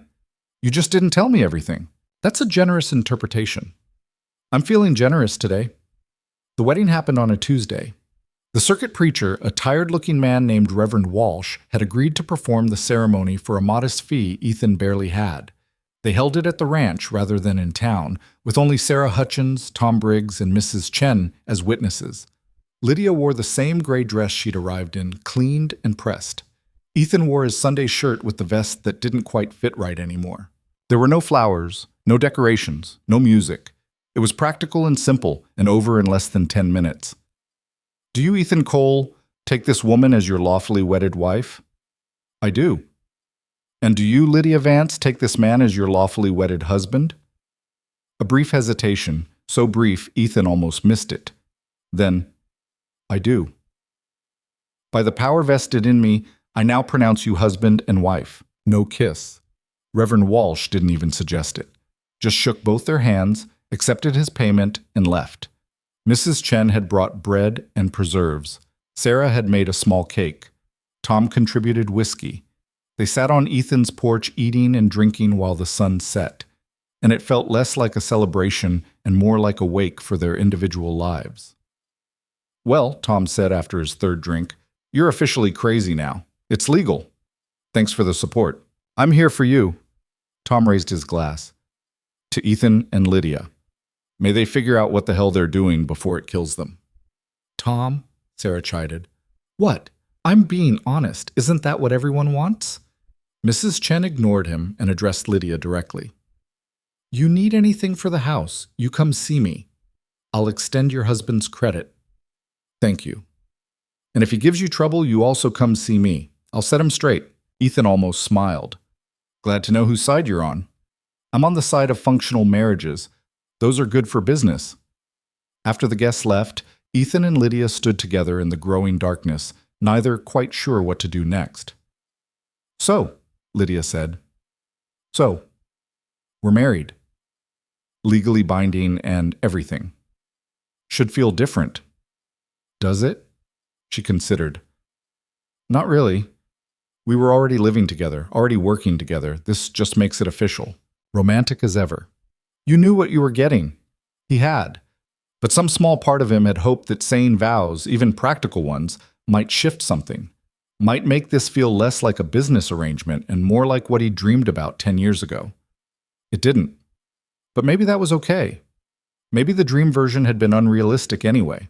They went inside and fell into their respective routines.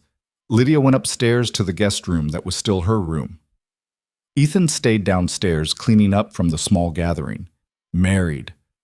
The word felt strange in his mind. He'd never imagined marrying anyone after Lydia disappeared. Had assumed that part of life was over for him. And now here he was, married to the very person he'd mourned. It should have felt like victory. Instead, it felt like standing at the edge of something he didn't fully understand. The work intensified after the wedding. During the day, they maintained the appearance of normal ranch life. Ethan handled the visible work, fences, crops, animals. Lydia helped, but also spent time collecting rocks near the creek, which the town had accepted as her odd hobby. At night, after dark, they worked the vein. It was slow, exhausting, dangerous work. They couldn't use proper mining techniques without making noise and drawing attention. Instead, they carefully extracted loose pieces of quartz using hand tools to chip away at the exposed seam. Some nights they worked for hours and got nothing. Other nights they'd pull out pieces shot through with visible gold.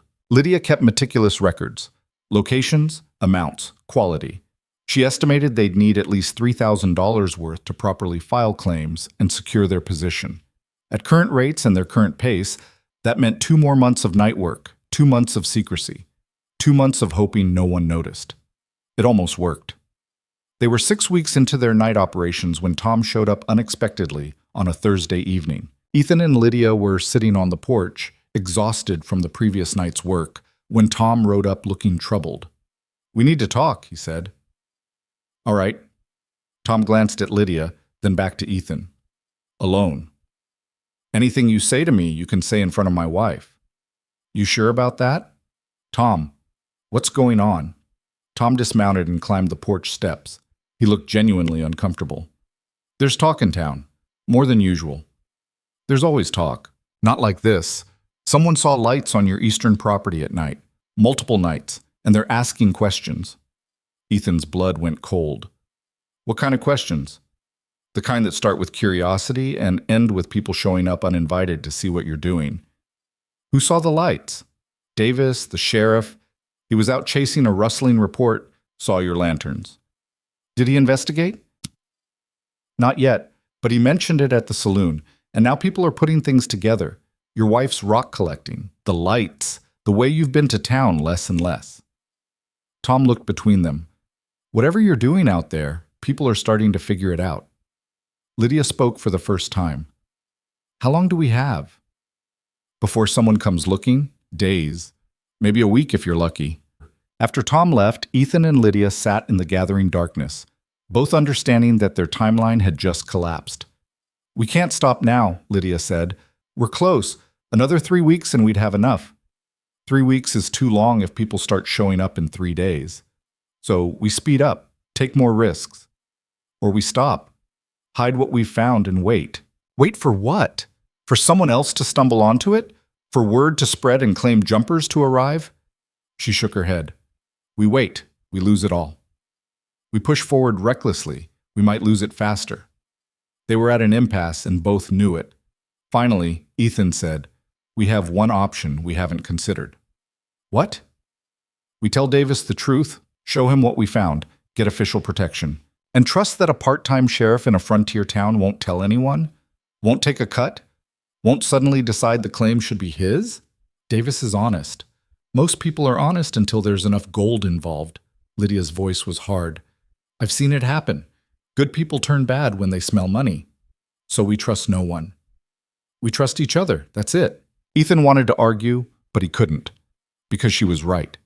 In a town this small, this desperate, news of a real gold strike would spread like wildfire.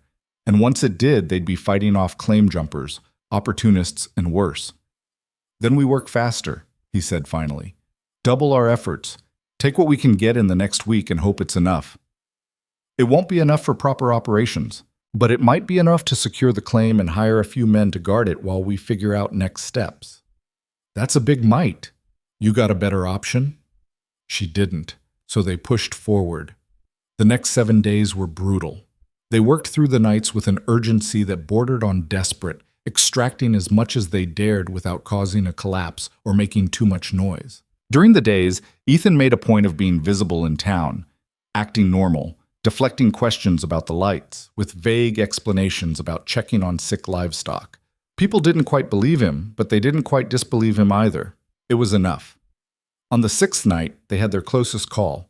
They were working the vein around 2 a.m. when Rust suddenly whinnied from where she was tied nearby. Ethan froze, hand on his pickaxe, listening. Hoofbeats. Someone was coming. "Lights out," he hissed. Lydia immediately doused their lanterns, plunging them into darkness.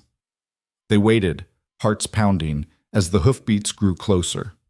A single rider appeared on the ridge above them, silhouetted against the moonlight. He sat there for a long moment, obviously looking down at their position. Then, without a word, he turned and rode away. "Who was that?" Lydia whispered. "Couldn't tell. But whoever it was knows we're out here."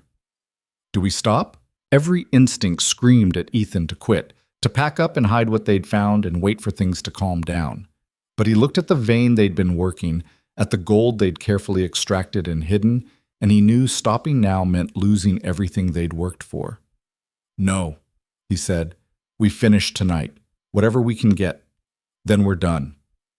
They worked until dawn, extracting every piece they could safely reach. When the sun started to lighten the sky, they covered their work site, gathered their tools and their findings, and headed back to the house. In the barn, by lamplight, they spread out everything they'd collected.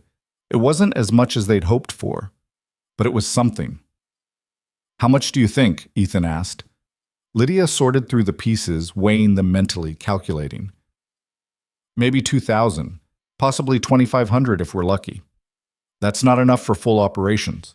"No, but it might be enough to file the claim and hire basic security while we figure out proper extraction."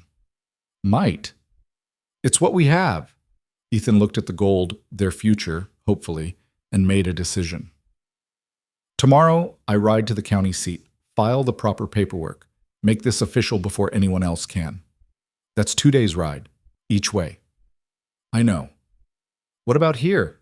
What about protecting the site while you're gone?" "You stay. If anyone comes asking, you tell them I'm away on business. You don't know what kind." "Ethan, I trust you to handle it. You've survived worse than nosy neighbors." She looked like she wanted to argue but couldn't find grounds to. "When do you leave? First light?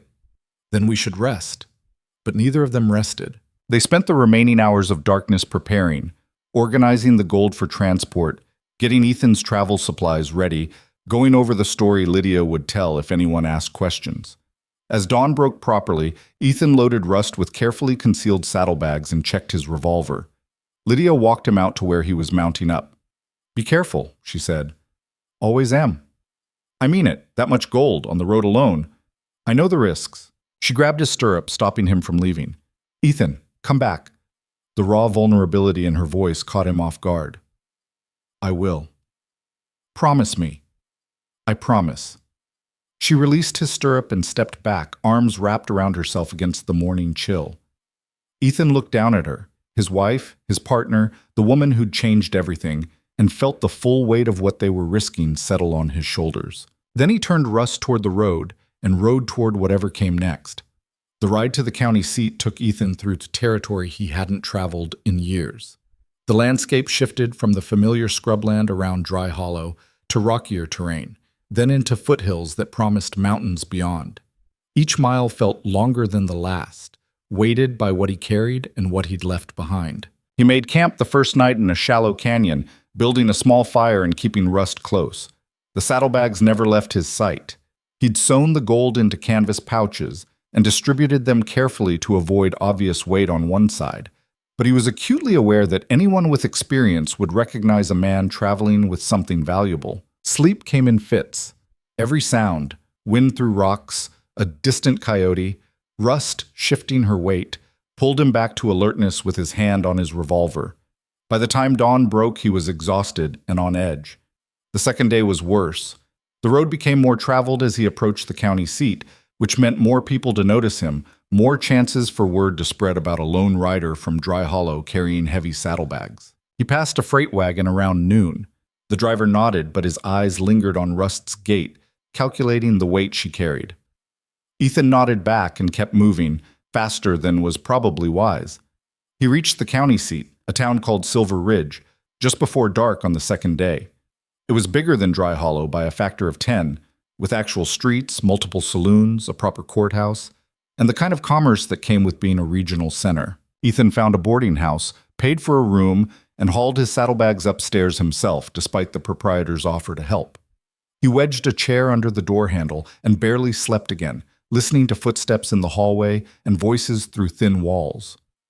At first light, he was at the land office before it opened. The clerk, a meticulous man named Henderson, looked at Ethan over his spectacles with the expression of someone who'd seen every variety of desperate prospector and wasn't impressed by any of them. "I need to file a mining claim," Ethan said. "You and half the territory." Henderson pulled out a form. "Location?" "Dry Hollow area, Eastern Valley section." Any existing claims on the property? It's my ranch. I own the land. That doesn't automatically grant mineral rights. When did you acquire the property? Ethan provided the details, dates, previous owner information. Henderson checked records with agonizing slowness. You're in luck, he said finally. Mineral rights weren't separated in the original sale. They're yours to claim. So I can file? You can file. Doesn't mean you have anything worth filing for. Henderson's tone suggested he'd heard 1,000 claims of gold strikes that amounted to nothing. Filing fee is $50. Ethan paid it from money he could barely spare. You'll need to prove the claim within 6 months, Henderson continued. Show evidence of minerals present and intent to extract. Otherwise, claim reverts to public domain. I have evidence. You personally have evidence? Or someone told you they saw something? I have evidence. Henderson's eyes sharpened slightly. Show me. Ethan had anticipated this. He'd brought one of the smaller pieces, nothing so impressive it would draw immediate trouble, but enough to prove he wasn't wasting everyone's time. He unwrapped it and set it on the desk. Henderson picked it up, turned it in the light, and his expression shifted from bored skepticism to careful neutrality. Where did you find this? On my property, like I said. Recently? Within the last 2 months. Henderson set down the rock with deliberate care. Mr. Cole, I'm going to ask you a question, and I need you to answer honestly. How many people know about this? Why? Because if word gets out, you'll have half the territory descending on your property with dubious legal arguments and guns to back them up. Filing this claim puts it in public record. Anyone can see it. Ethan's stomach dropped. He'd known filing would create a record, but somehow he'd convinced himself it would take time for people to notice. Henderson was making it clear that wasn't how it worked. How long before people know? Ethan asked. Officially? The record posts at end of business today. Practically? Someone will notice by tomorrow morning. By tomorrow night, word will spread. Henderson leaned forward. You need security, Mr. Cole. Real security. Not optimism and a revolver. I can't afford security. Then you need to get creative or get lucky, because men have killed for less than what you're showing me here. Ethan left the land office with his claim filed and a sick feeling in his gut. He had what he came for, legal right to the gold on his property, but he'd also just painted a target on his back. He spent the rest of the day trying to find security he could afford. The first 3 outfits he approached laughed at what he could pay. The fourth was willing to negotiate but wanted a percentage of any findings. 10% of what we pull out, the man said. He was a former Army scout named Garrett with scars that suggested he'd earned his experience the hard way. That's steep. That's fair. You want men willing to kill to protect your claim. You pay what that costs. 5%. 8% and we provide our own equipment. Ethan calculated rapidly. 8% of what they might pull from that vein could be considerable, but 8% of something was better than 100% of nothing if claim jumpers took it all. Deal. But I need 3 men minimum, and I need them now. Now as in? I rode 2 days to get here. By the time I ride back, word will be spreading. I need your men on my property before trouble arrives. Garrett studied him. You're that certain trouble's coming? You saw my filing. You know what that means. I do. Garrett stood. I can have 2 men ready to ride within the hour. 3rd will follow tomorrow. That work? It'll have to. By midday, Ethan was back on the road with 2 armed men, Garrett himself and a younger man named Morrison, who looked like he'd been in more fights than conversations. They rode hard, pushing to cover in 1.5 days what had taken Ethan 2 on the way out. They reached the ranch late on the 2nd night, arriving to find every lamp in the house lit and Lydia standing on the porch with a rifle. She lowered it when she recognized Ethan, relief flooding her face. You're back. Told you I would be. He dismounted, introduced Garrett and Morrison. They're here to help secure the property. We've had visitors, Lydia said. 3 different groups in the 2 days you were gone. What kind of visitors? Curious ones, asking questions, wanting to see the property. I told them all my husband was away on business and they'd need to come back. Did they? One group, yesterday afternoon, 5 men. They rode the property line like they were surveying it. Garrett spoke up. They stake anything? No, but they were taking notes. Prospectors, Garrett said to Ethan. Testing to see if your claim is legitimate and how well defended it is. They'll be back with more men once word officially spreads. How long do we have? Day, maybe 2. Garrett looked around the property, assessing it with professional eyes. We need to establish a perimeter, set up camp near the claim site, make it clear this property is occupied and defended. Do it, Ethan said. After Garrett and Morrison rode off to scout the eastern section, Ethan and Lydia went inside. She moved immediately to make coffee, her hands steady despite obvious exhaustion. You didn't sleep, Ethan observed. Couldn't. Every sound made me think someone was coming. She poured coffee with mechanical precision. Did you get it filed? Yes. And the clerk said we're about to have company, dangerous company. I figured. She handed him a cup. There's more you should know. Davis came by yesterday, the sheriff. He was asking specific questions about what we're doing out by the creek. What did you tell him? That you're my husband and I don't question your business. He didn't like that answer. He suspect anything? I think he knows something's happening, but he doesn't know what exactly, yet. They sat in tired silence, both understanding they'd crossed a line. The moment Ethan filed that claim, their quiet prospecting had become public knowledge. Now they had to defend what they'd found or lose it to whoever was willing to fight harder. Was it worth it? Lydia asked quietly. Filing the claim. Bringing in hired guns. All of it. Ask me in a week. I'm asking now. Ethan set down his coffee and looked at her directly. You asked me once what I wanted. I said I wanted to stop waiting, to move forward instead of standing still. He paused. This is moving forward. It's messy and scary and might not work, but it's not standing still. Even if we lose everything? We were already losing everything, slowly. This way at least we're fighting. A small smile crossed her face. I can work with fighting. The next 3 days proved just how much fight they'd need. The first group arrived on day 2. 6 men who claimed to be surveying public land and seemed surprised to find the property occupied and defended. Garrett sent them off with a firm message that the land was private and the claim was filed. They left, but Ethan knew they'd be back. The second group was more aggressive. 8 men who arrived at dawn on day 3 demanding to see proof of the claim. Morrison showed them the paperwork while Garrett made it clear with his positioning and his rifle that the conversation was over. That group left too, but not before their leader, a hard-faced man named Pritchard, made it clear this wasn't finished. You can't guard that whole property forever, Pritchard said. Sooner or later you'll slip up. Sooner or later you'll try something stupid, Garrett replied. I'll be waiting when you do. After they left, Garrett turned to Ethan. We need more men. 3 isn't enough to hold this if they come in force. I can't afford more men. Then you better hope they don't realize that. On day 4, Davis the sheriff finally showed up. He rode in alone, hands visible, no obvious weapons drawn. But Ethan noticed he'd positioned himself where he could reach his revolver quickly if needed. Ethan, Davis said, we need to talk. About what? About whatever's going on out here that's got half the territory interested in your property. I filed a mining claim. It's legal. I know about the claim. Saw the posting yesterday.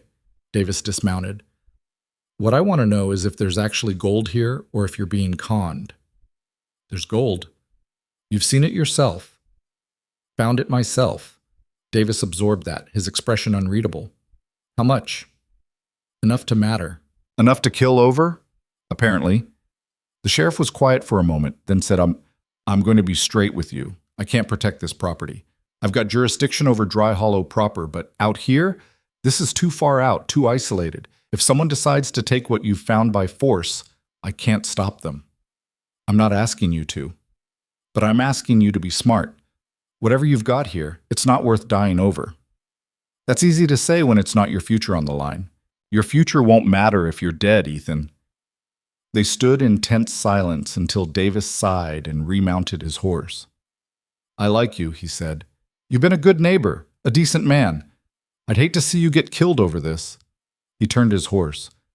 But I'm also not going to shed tears for prospectors stupid enough to attack defended property. You want my advice? Make an example of the first group that tries something. Word will spread. After Davis left, Lydia came out from where she'd been listening inside. He's right, you know. This could get us killed.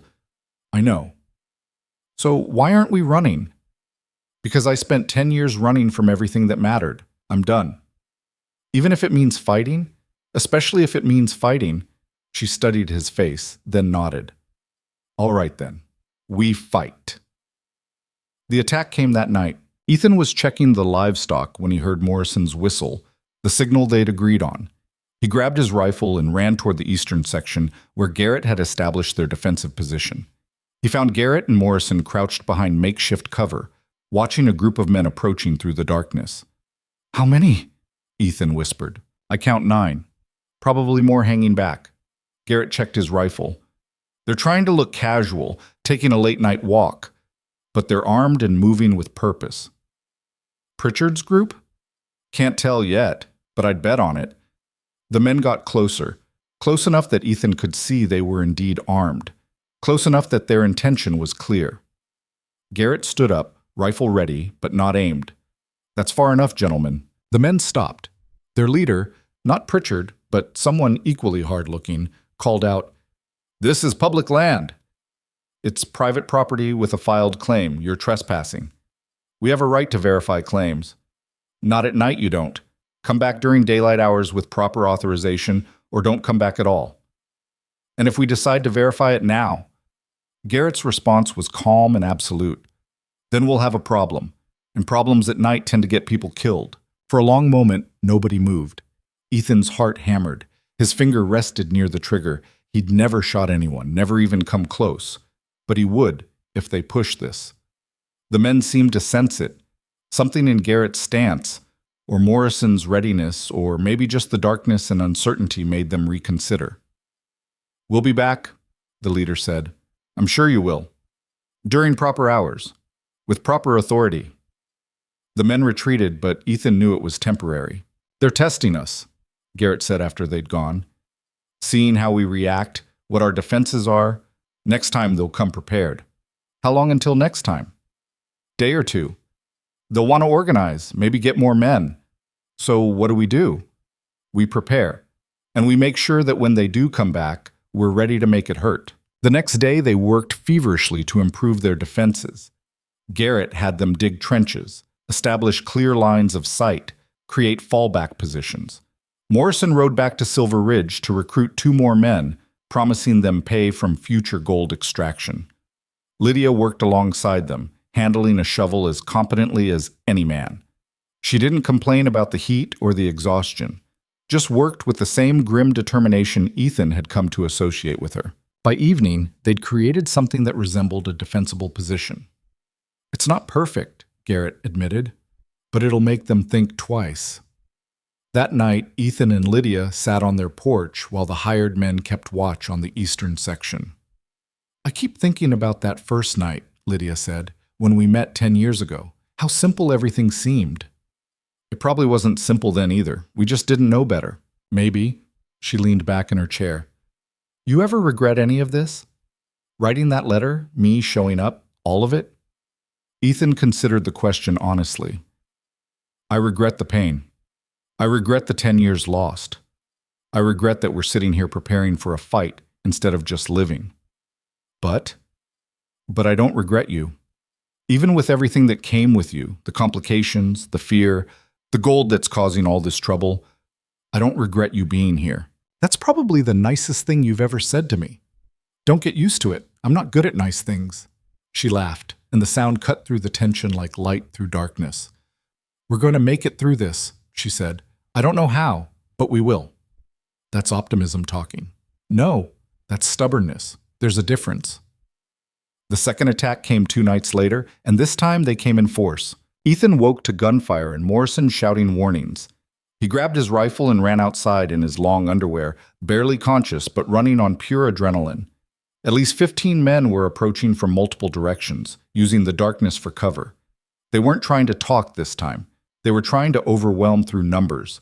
Garrett's training saved them. The defensive positions they'd established gave them angles the attackers hadn't expected. The trenches provided cover. The clear sight lines meant every shot had a chance to count. Ethan fired at muzzle flashes, not sure if he hit anything, but knowing he had to keep shooting.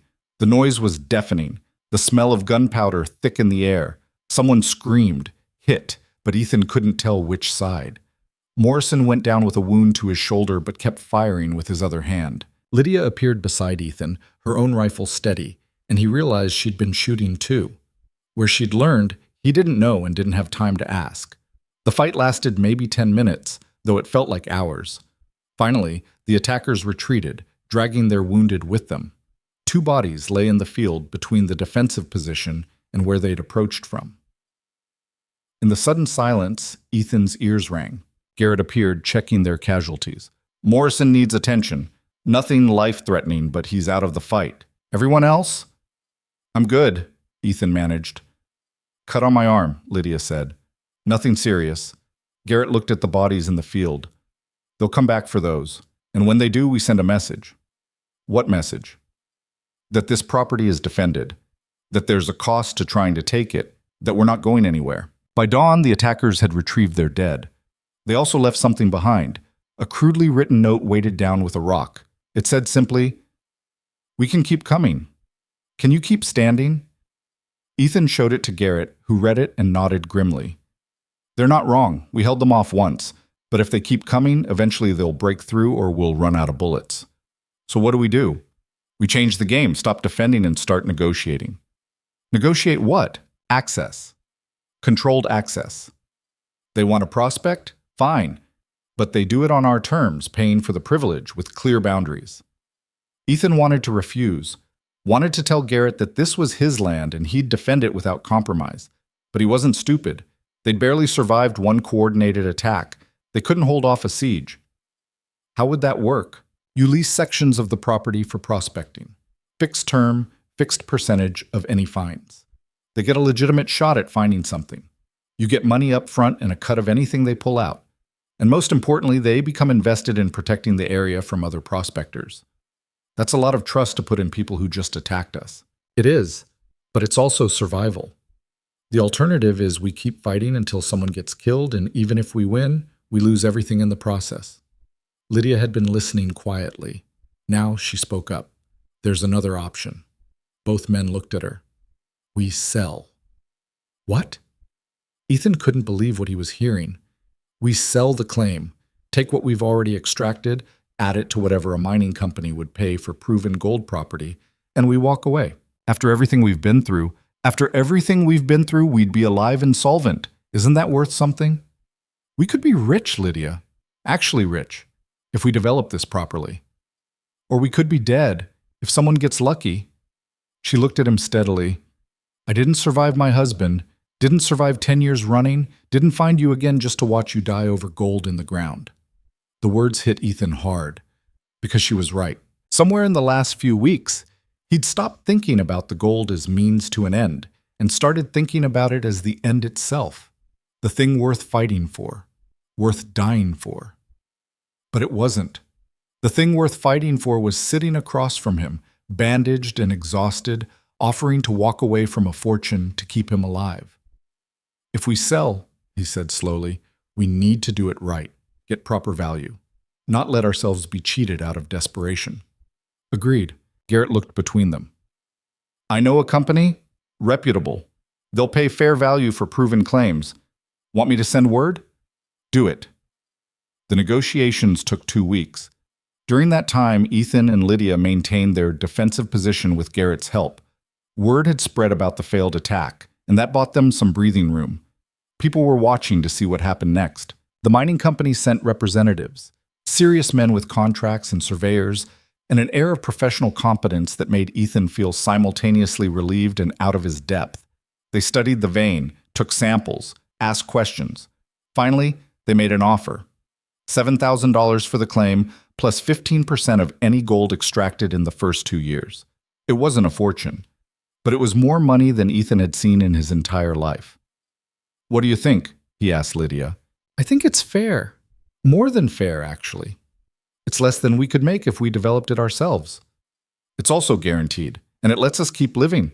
Ethan signed the papers. Just like that, the fight was over. The mining company took possession of the claim the following week. They brought in proper equipment, established a permanent camp, hired security that made Garrett's operation look modest. Ethan and Lydia stood watching from their porch as the operation took shape. You regret it? Lydia asked. Signing away a potential fortune? Yeah, sometimes. But But I still have you. I still have this ranch. And now I have enough money to actually fix it instead of just surviving. He looked at her. That's worth more than gold I'd have to kill someone to keep. That's unusually wise for you. Don't get used to it. With money from the sale, everything changed. Ethan paid off his debts. All of them. The feeling of writing those final payments was almost as satisfying as finding the gold had been. He repaired the ranch properly. New fences, new roof, equipment that actually worked. Hired help for the heavy work so he wasn't constantly exhausted. Lydia used part of the money to establish a small business in town, assaying services for prospectors. Her years of experience and her eye for quality ore made her valuable to people who needed honest assessments. The town's opinion of her shifted gradually. She was no longer the suspicious outsider, but the woman who'd found gold on coal property and hadn't tried to steal it all for herself. That earned respect. 6 months after selling the claim, Ethan and Lydia sat on their porch watching sunset paint the sky. "You know what's strange?" Lydia said. "What?" "I spent 10 years running, and now that I've stopped, I don't want to start again. That's called home." "Is it?" "That's what people tell me." She smiled. "I like it here. I like this life. I like you." "That's 3 likes. You're getting sentimental." "Shut up and take the compliment."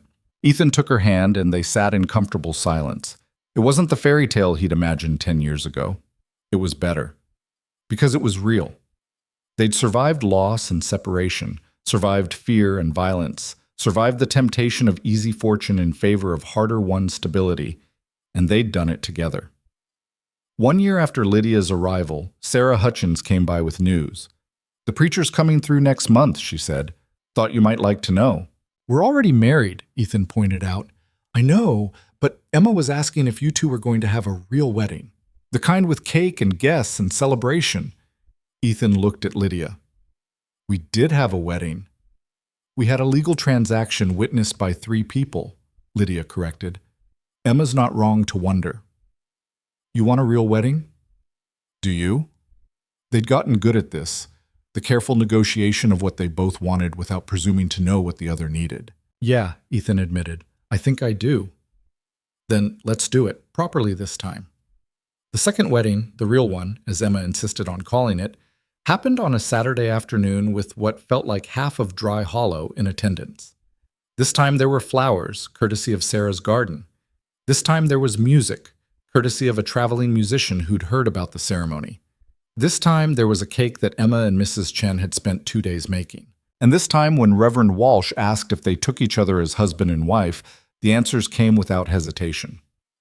"I do," Ethan said, looking at Lydia in a dress borrowed from Sarah, her hair fixed properly for the first time since she'd arrived. "I do," Lydia said, looking at him in a suit that actually fit, his face clean-shaven and less careworn than it had been in years. "By the power vested in me, I now pronounce you husband and wife." Reverend Walsh smiled. "You may kiss your bride." And this time, Ethan did.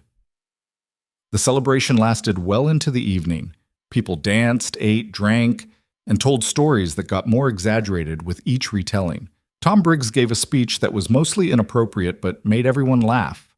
Mrs. Chen gave Lydia a set of dishes and told her not to break them. Emma gave them a drawing she'd made of their ranch, with the 2 of them standing in front of it. As the sun set and the party continued, Ethan and Lydia slipped away to their porch. "That was nice," Lydia said. "Better than the first one?" "Different than the first one. First one was necessary. This one was chosen." "Which matters more?" "Both, in different ways." They stood together watching their neighbors celebrate, and Ethan realized something that felt important enough to say out loud. "I don't believe in miracles," he said. Lydia turned to look at him. "No?" "No, I believe in people who show up, who keep showing up, even when it's hard, who refuse to disappear when disappearing would be easier."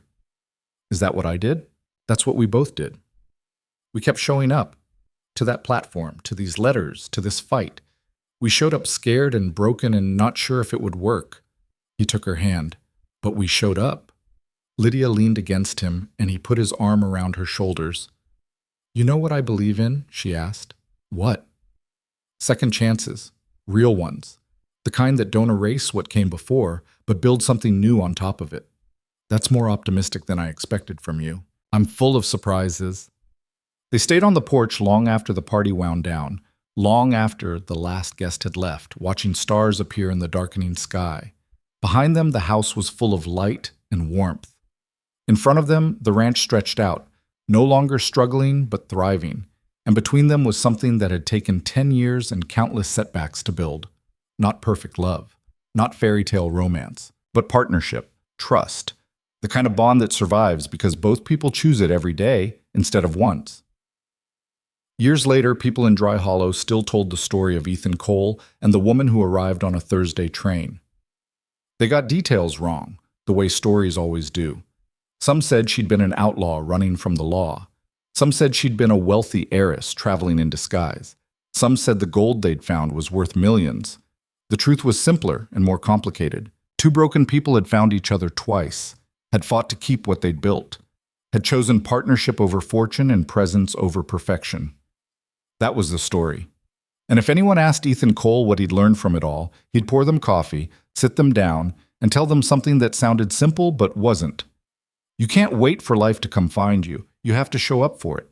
Even when showing up is hard, even when you don't know if it'll work out.